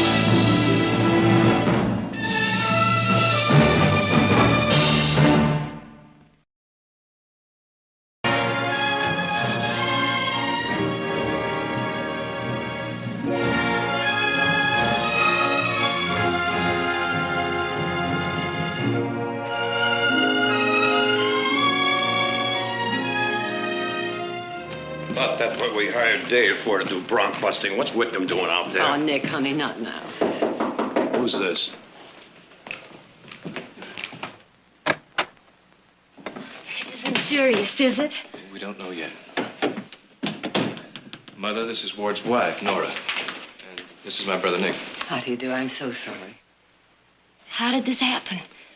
Well, it was my idea. Where is he? Here comes the doctor now. Doctor, this is Mrs. Whitcomb. How do you do, Mrs. Whitcomb?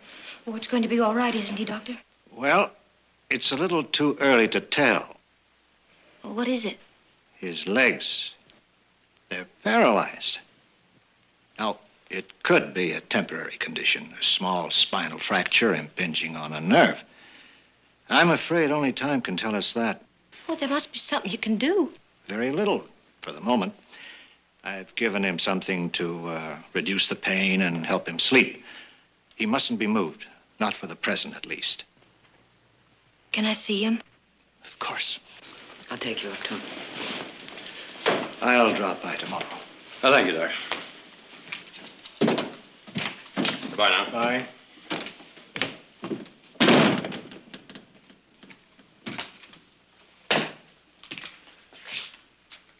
Whitcomb ever been on a bronc before? Accidents happen. You're not answering the question. I don't know. You don't know. You put a man up on a bronc and you don't know. Get your spurs out of me. Heath. All right, I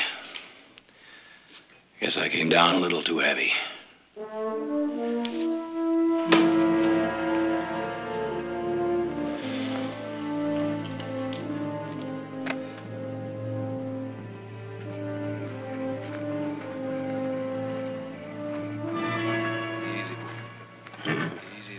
Easy, boy. What are you going to do? Break that horse. Go ahead. Break your back, if you think it will help. Silas has some supper for you. I'm not hungry. Oh, Heath, it was an accident. Nick was right. I shouldn't have made him ride that horse. Why did you? All of a sudden, I got fed up with him coming around asking for money. I was going to make him earn it. Well, I guess I did, didn't I? How much money have you given him? Around 300. Why? Because he's an old friend. Is that the only reason? When he came to Stockton a couple of months ago, he picked up the old Palmer place. And he kept talking how he's going to fix it up and settle down. I know he didn't mean it, but look, when you've grown up with someone, when you've worked with them, ridden with them, hunted with them, you can't help but feel something. That you owe him something? Not that exactly, but that you've got to help him. You just don't know how it was with Ward. He never could make anything work. Did he really try? Oh, a couple of times, but he was always getting lost in some scheme for striking it rich. And he always talked about how we were going to live off the fat of the land when he made that big strike. But he never did. Suddenly, all of Ward's dreams came true. But not for him, for you. And now you feel guilty about it. That's the truth, isn't it? I don't know. Oh, I think Ward does. I think he wants you to feel that you owe him something. And now I do.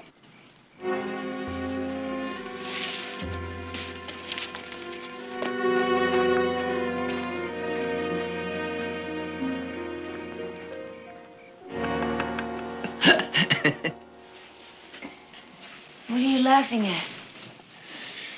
Oh, I don't know. I just felt like laughing. I remember when we used to laugh about nothing. We used to laugh all the time. We still do. Alone. Oh, come on, honey. Cheer up. I'm going to be out of this bed and on my feet in no time at all. I'm sure you will. And then you know what we're going to do? What? We're going to buy you a new outfit from your head to your toe and go to San Francisco and have ourselves a real time. Now, how do you like that? I love it. Of course, I'm going to have to mix some business with pleasure. I know some men I just might be able to get interested in that logging deal up in Montana Shad Martin was telling me about. You know, if I could bring some investors to Shad, why? Well, he'd just have to cut me in on that timber deal. You know that, don't you? Oh, yeah. Yeah, I guess he would. And then we could buy us a spread just like this one. And hire somebody to run it for us. Now, would that be something? To have a place just like this? Oh, I'm going to get myself in on that timber deal of Shad some way. I'm not going to miss this chance. I mean that, honey. Yes, Ward.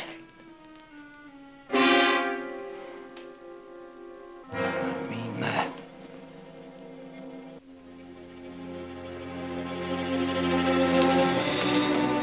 Nora? I saw the doctor driving away. What did he say? I can take Ward home tomorrow. Home? But don't you think he ought to stay here where he can get the attention he needs? Well, he can get all the attention he needs at home. And besides, we can't impose any longer. You're not imposing. All right. No, I just think he would feel better if he were at home. And I know I would. I'd just be back in my own place, in my own kitchen, and... Well, you know what a nester I am. Just don't worry about us. We'll be fine. All right. It's Wake. Would you like to see him? Morning, Nora. Morning. Heath. Heath, I'd like to have a word with you overnight. Tell Ward I'll be up in a minute. Boy, the sky's falling down. We got about a week's work to do today. West boundary fence needs mending. Got to get a crew of men to work on that road into Long Meadows. And we got about 4 or 5 broncs to bust. And old McCall says if we don't get those cows out to pasture,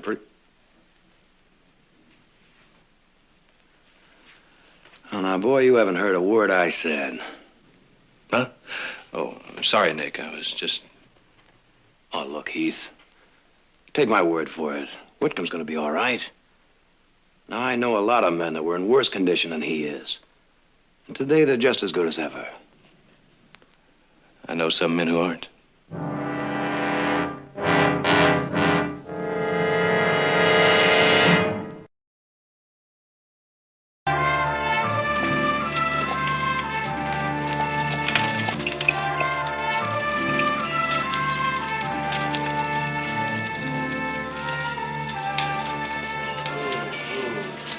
Yeah, a good fire'd do wonders for this place.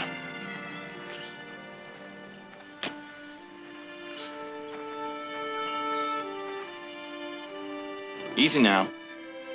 Nice and gentle. Yeah, I've been meaning to do some fixing up around here, but well, you know me, Heath. Never do today what you can put off till tomorrow. Well, what's this? I brought it out here this morning for you. Oh, sit you down here. Thanks a lot, old buddy. Hey, well, let's give it a whirl. Yeah, this is all right, you know that? I've been wondering how I was going to get around. Well, I better get on back. Thanks, Nick. No, none of that. I'll see you at home, all right? Yeah. Thanks for everything, Nick. Hey, Nora, why don't you get that bottle from the cupboard so Heath here and me can have a drink?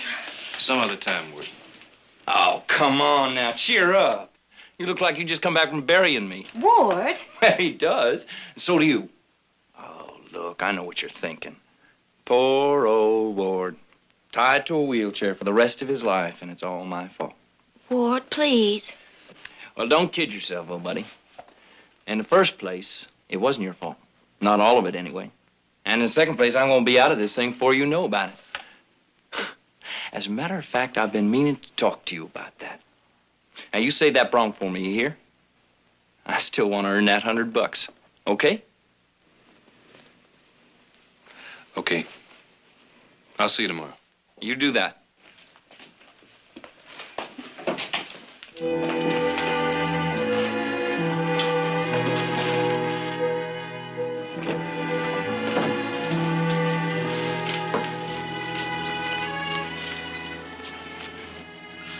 Oh, no, Heath.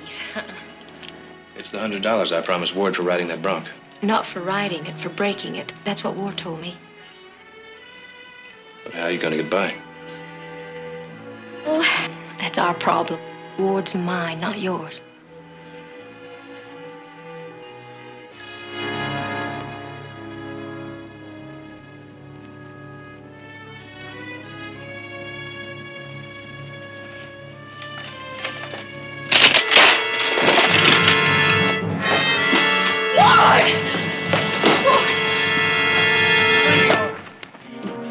It's gonna be all right. That goes for you too, old buddy. I might not have been able to ride that bronc of yours. But no little old wheelchair is gonna throw me and get away with it.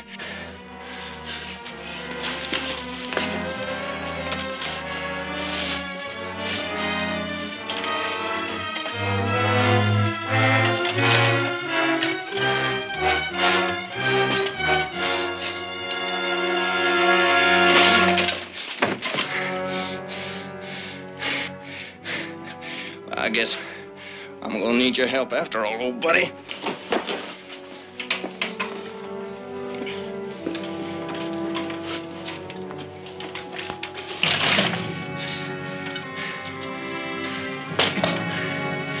You told me to fix that board, didn't you? Or somebody got hurt.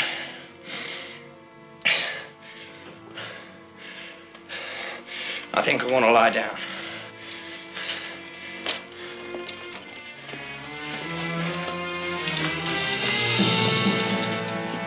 No, it's all right. Hey, I can do it myself. I'll be out in a minute.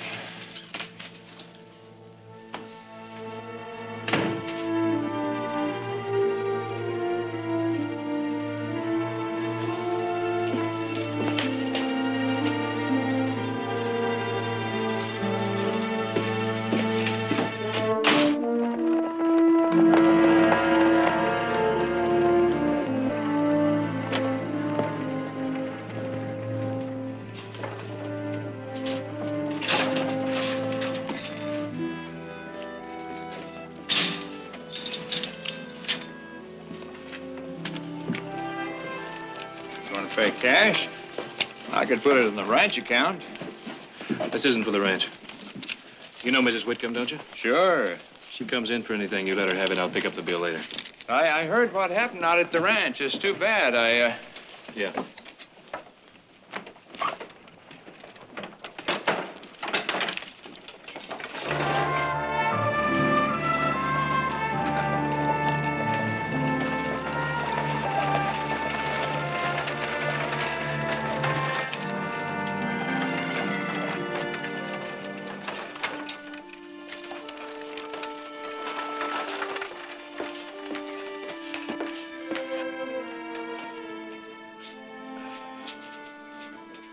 Keith. Hello, Heath. Hi. What's all this? Well, I heard Ward say you wanted to make some repairs around here. Thought I'd get started on them. Morning. Morning, Ward. But, Heath, you can't do that. You've got your own work at the ranch. Now, Nora, don't argue here. Ward. Well, honey, you know Heath. Well, stubborn as a mule. Once he gets his mind set, well, there's nothing I can do about it. Leastwise, not in my present condition. You want a cup of coffee before you get to work? No, thanks. Can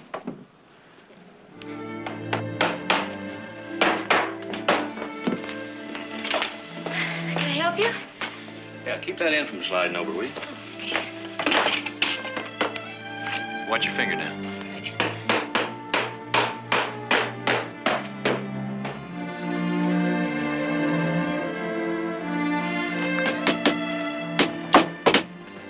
Oh, well, I guess better go around the back way.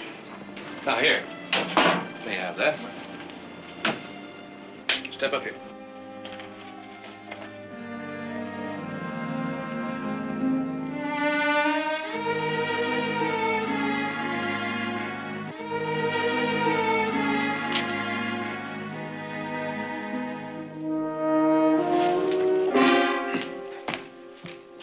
Good morning, Nick. Mm-hmm.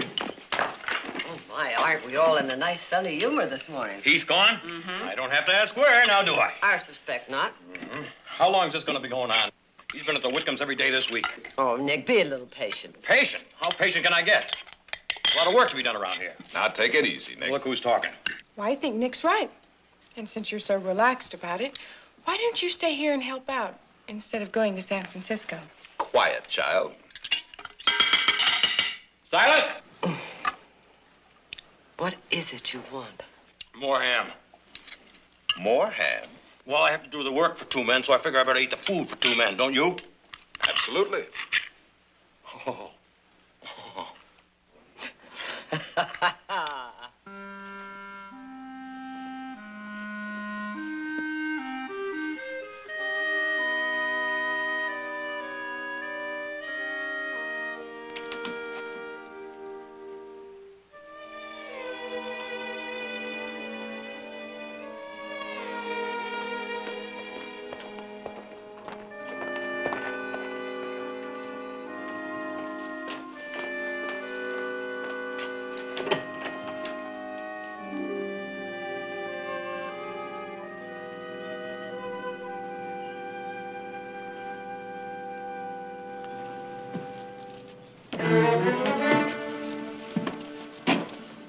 Nora.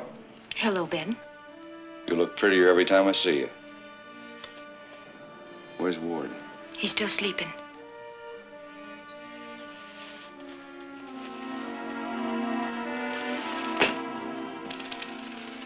Rode into town just last night. Heard what happened. It's too bad. You don't have a cup of that good coffee, yours, do you? You know, the thing I remember most when I stayed with you and Ward in Hangtown that time was your coffee.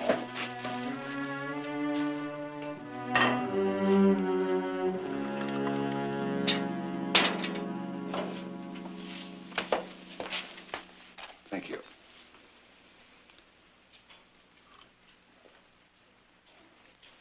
I'll call Ward. Wait a minute, Nora. I want to talk to you. Look, the reason I came to Stockton was to see if Ward could pay me back the money he owed me. What money? I guess he never told you about it. But he borrowed $50 from me when you and him left Hangtown. Yeah, of course, I didn't know about him getting hurt, so I guess I'll just have to forget about it. No, you don't have to forget about it. We've got the money to pay you.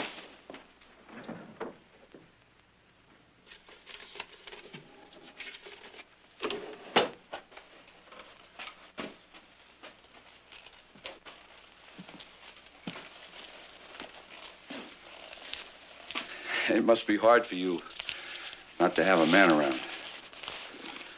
I mean, a man to do things for you. Well, I was thinking maybe I'd hang around and give you a hand. If you've got a spare room, well, I'll move right in, and we ought to be able to work out something about paying that money back. Some other way. Let me go. Let me go! No! Stop it! Stop it! Stop! Let me go! Nora? Stop! Nora!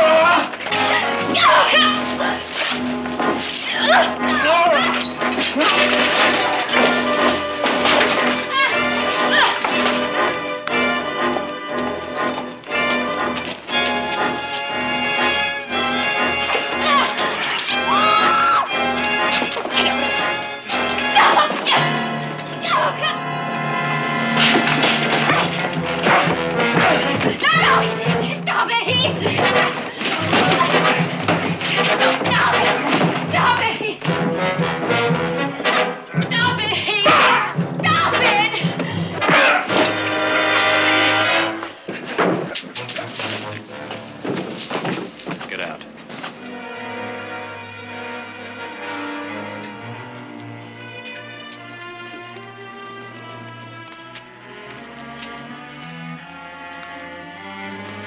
Sorry, friend. I didn't know there was somebody here ahead of me. Heath?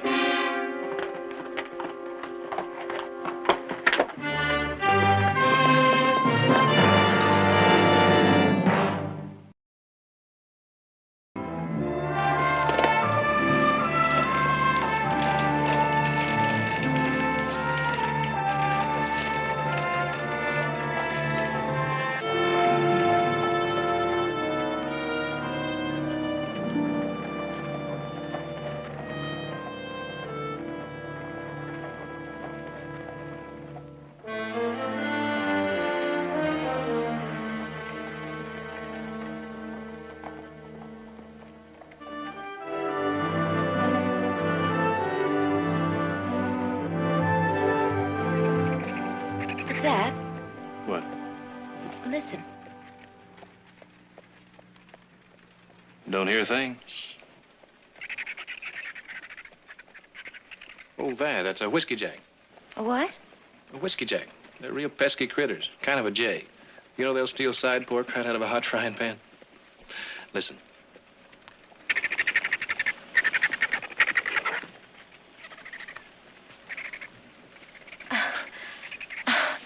How'd you learn to talk to him?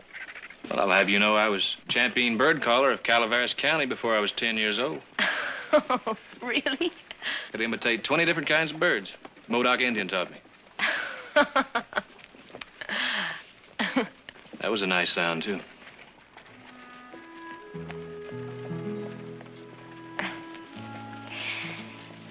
It's good to laugh again.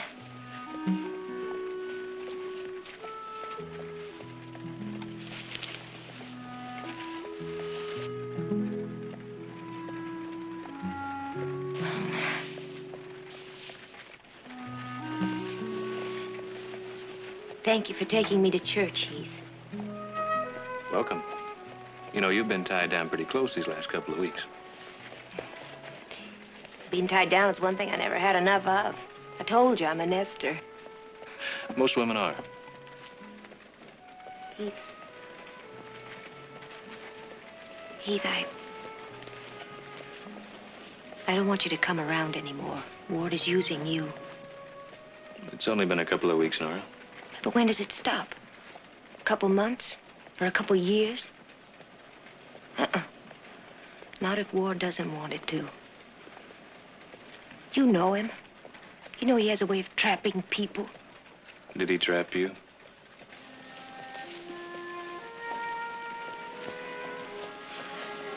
Yeah, I suppose so. But for nearly 5 years, you've stayed with him. Well, you know where he found me. Not yet 17 and already working in a saloon. Whatever he's given me is better than that. And he loves me, Heath. He's given me that.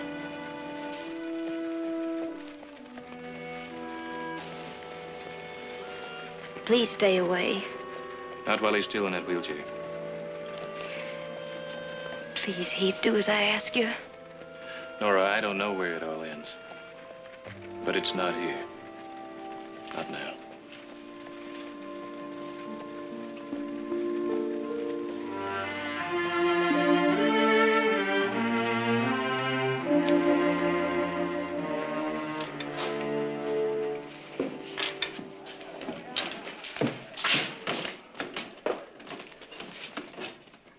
Give me a beer, Milt.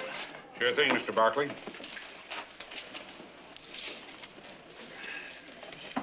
Just because Whitman can't walk, don't mean he can't see. What's going on with Barkley at that ranch every day? Why don't he do something about it? What can he do? I know what I'd do if some guy was fooling around with my woman. You'd be strung up before you knew what happened. I understand you don't kill a Barkley around here and get away with it. Not even half a Barkley. Even if he steals your wife.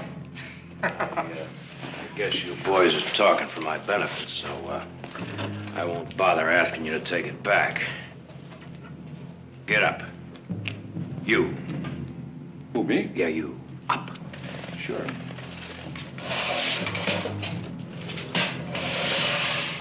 We're all thinking the same thing, Barkley. Well, I was wondering what made this stink so bad.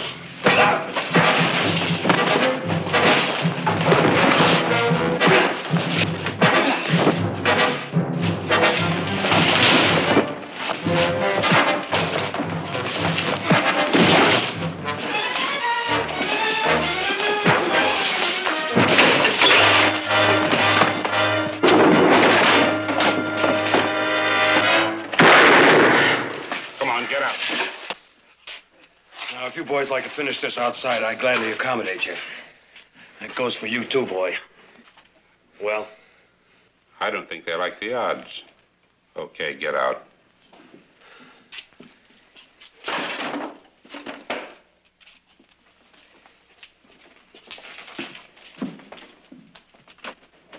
Hey, Milt.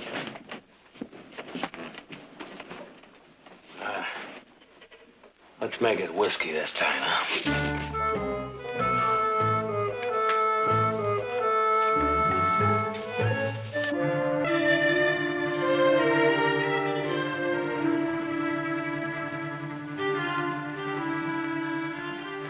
Good morning, Mr. Percy.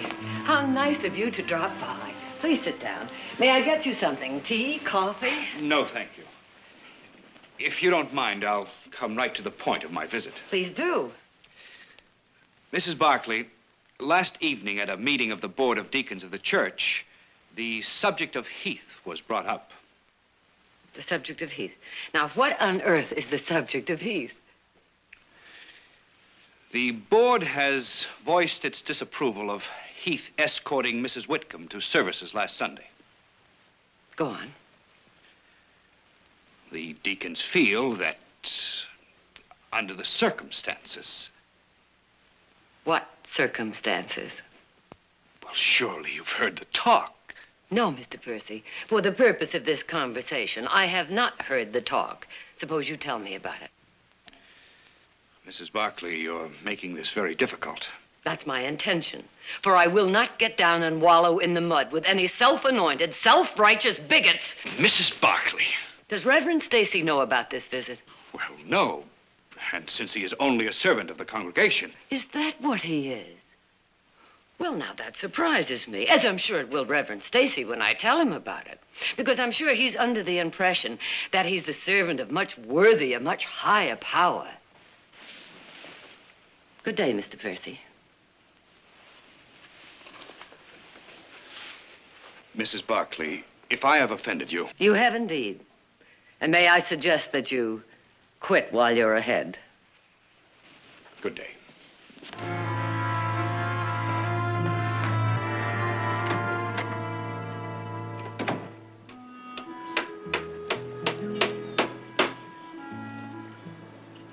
Can I help you?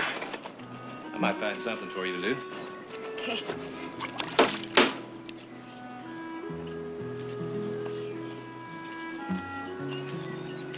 Hold the end of this board for me. Okay.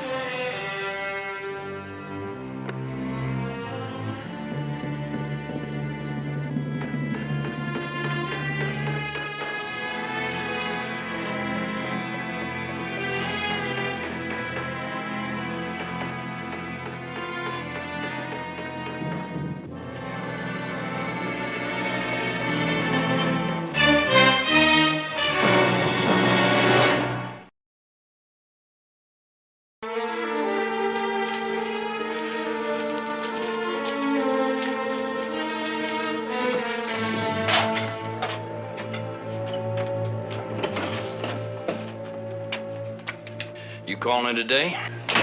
Yeah.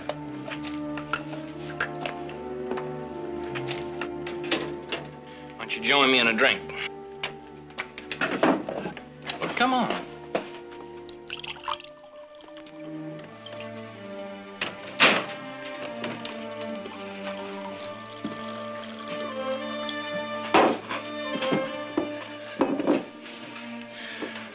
Well, here's to, nothing. What does that mean? Oh, it's just the last couple of days. I don't want Nora to know. Not yet, anyway. Know what? I've stopped kidding myself. I'm never going to get out of this wheelchair. Oh, Ward, don't talk like that. Oh, I know. I know I shouldn't feel that way, but... well, I've been thinking. Nora and I can't go on living like this, Heath. Not depending on you for everything. Don't worry about it. Oh, you've been great. Just great. But, I want to show you something.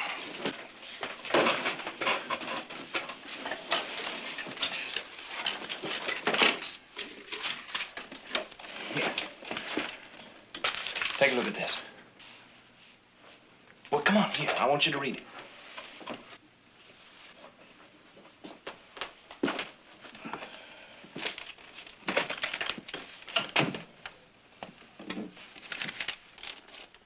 A man I know, Shad Martin, and I were talking about it just before the accident. Timber? 10 million board feet of it. Just waiting to be cut and sold to the mines in Butte. Well, he already has an option on the timber. Now all he needs is a little capital to buy equipment, hire crews to start cutting. Well, it's all there. Well, take it, read it. It's solid, Heath. It's a chance of a lifetime.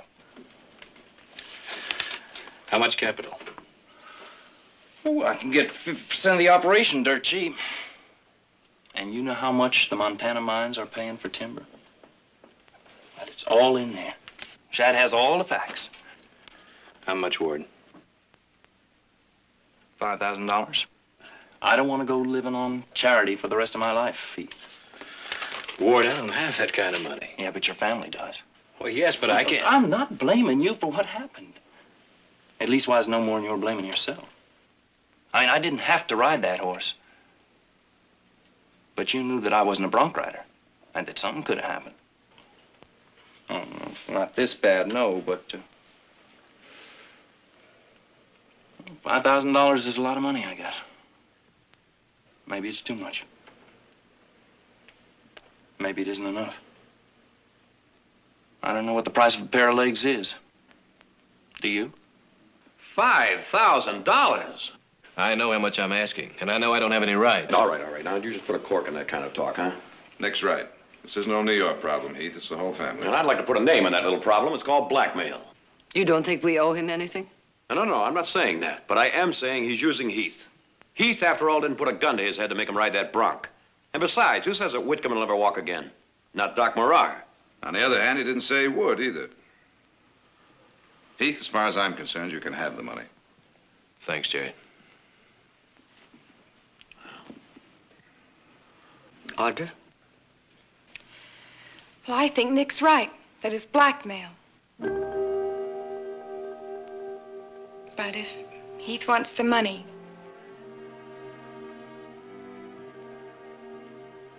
Mother, what do you say? Does Nora know about this? I don't know. I doubt it. But she'll go along. She has to. It's either that or go back to some saloon.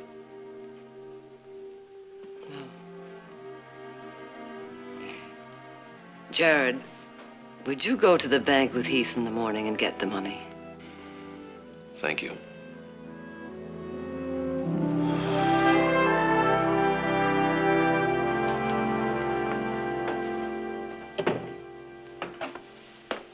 You going somewhere? For a walk. You don't want to be here when Heath comes with the money. I'm ashamed, Ward. Ashamed of you for taking the money. And of myself for letting you. Oh, why didn't you try to stop me then? Could I stop you? Maybe. If you'd wanted to. But you don't want to. Nora, I know what's been happening. I know you're falling in love with Heath. What are you talking about? No, I don't blame you. In fact, I understand. No, I don't think so. Yes, I do. Oh, you don't want to fall in love with Heath, but you are. And if you stay here, you will. You know there's only one way to stop it. Get away. Never see Heath again. And that's why you want the money. Now go on for your walk. You knew what was happening and all you did was sit and watch? Do you think I enjoyed it? Yeah. I think you did.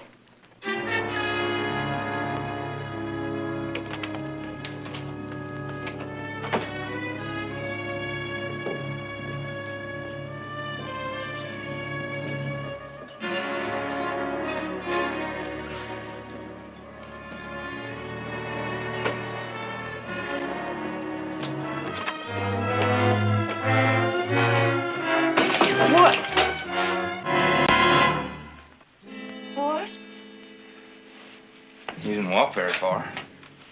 Yeah,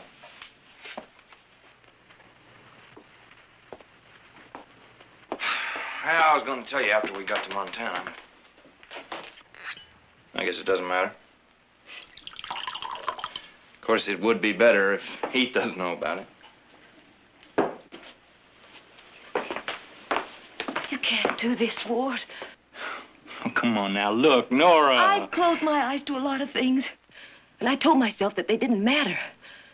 But not this time. You can't do this to Heath, and if you don't tell him, I will. Nora, we are this close. Just this close to having everything I always wanted for us. But I've already got everything I ever wanted right here. What, this place? Yes. That's what I came back to tell you. To beg you not to take the money from Heath. Ward, we could make something for ourselves here. We could... Oh, no. I'm not going to spend the rest of my life scratching in dirt for a living. Now, you don't want the money? Okay, don't take it. But I'm going to. Please? Look, why don't you go back to that saloon where I found you? Maybe you'd like it better there.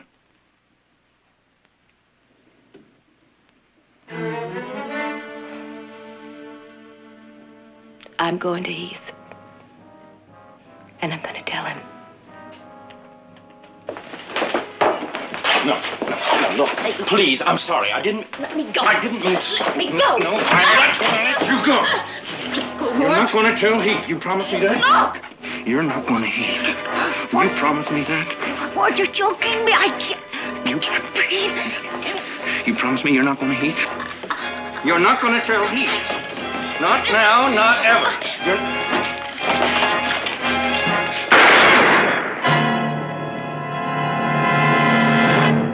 Ward? Nora?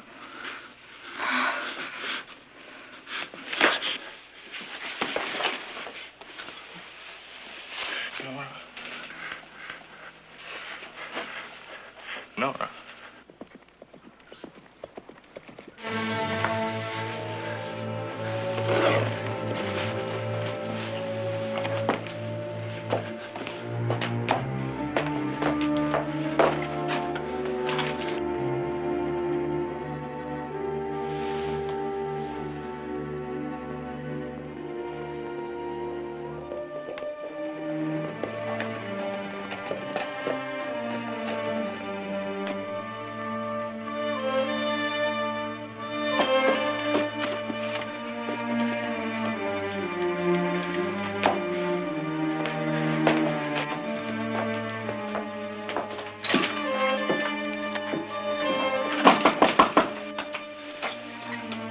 Come in.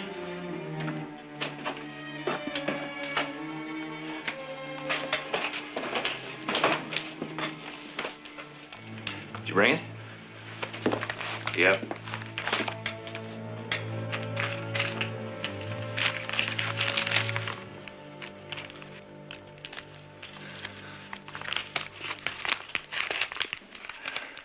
Thanks, old buddy. Where's Nora? I think she said she was going for a walk or something. Oh. Well, good luck in Montana. Thanks a lot. And you'll say goodbye to Nora for me? Yeah, sure.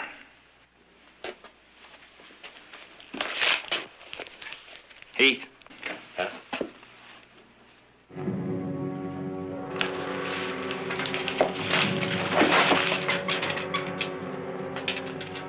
Take off your gun belt, old buddy.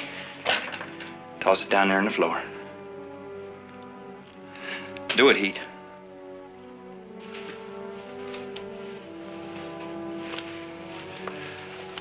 How long have you been walking?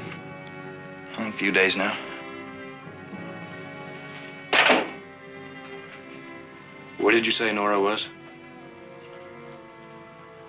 She's on the sofa. She's dead, Heath. What? I didn't mean to do it. It was an accident. Of course, you won't believe that. And neither will anybody else. So I guess I'm gonna have to kill you. I can't help it. I gotta have a story that the sheriff will believe. I found you and Nora together, and I just lost my head like any husband might. I'm really sorry, Heath. Ward, she's alive. No. No, you're not gonna make me fall for a trick like that. Well, go on, look for yourself. Well, go on, look.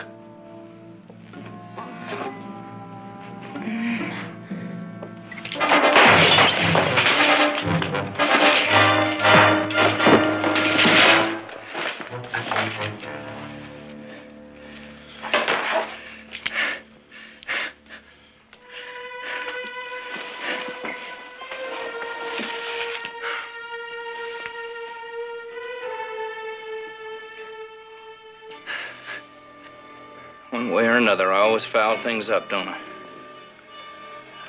Yeah. One way or another.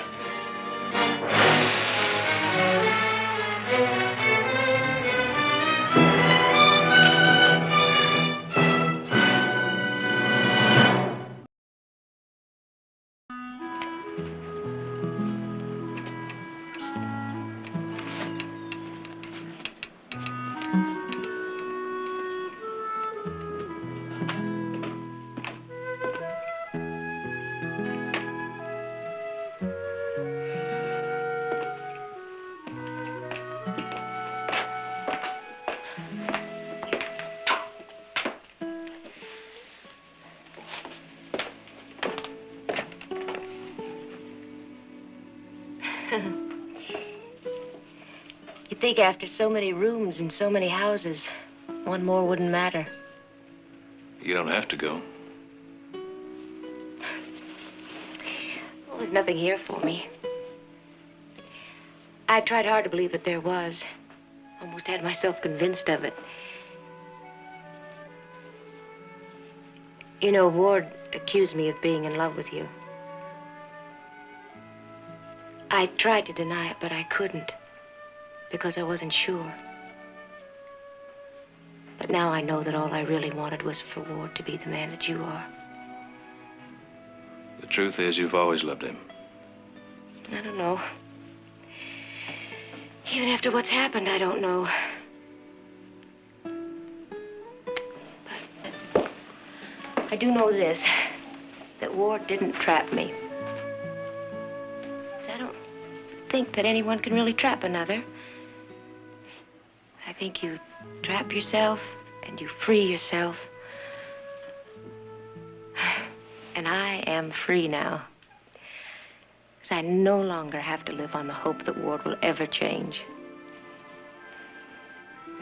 And if he does? Well, he's not far. He's in Denver. And if he does, I mean, if he really does change, he'll find me. Shall we go?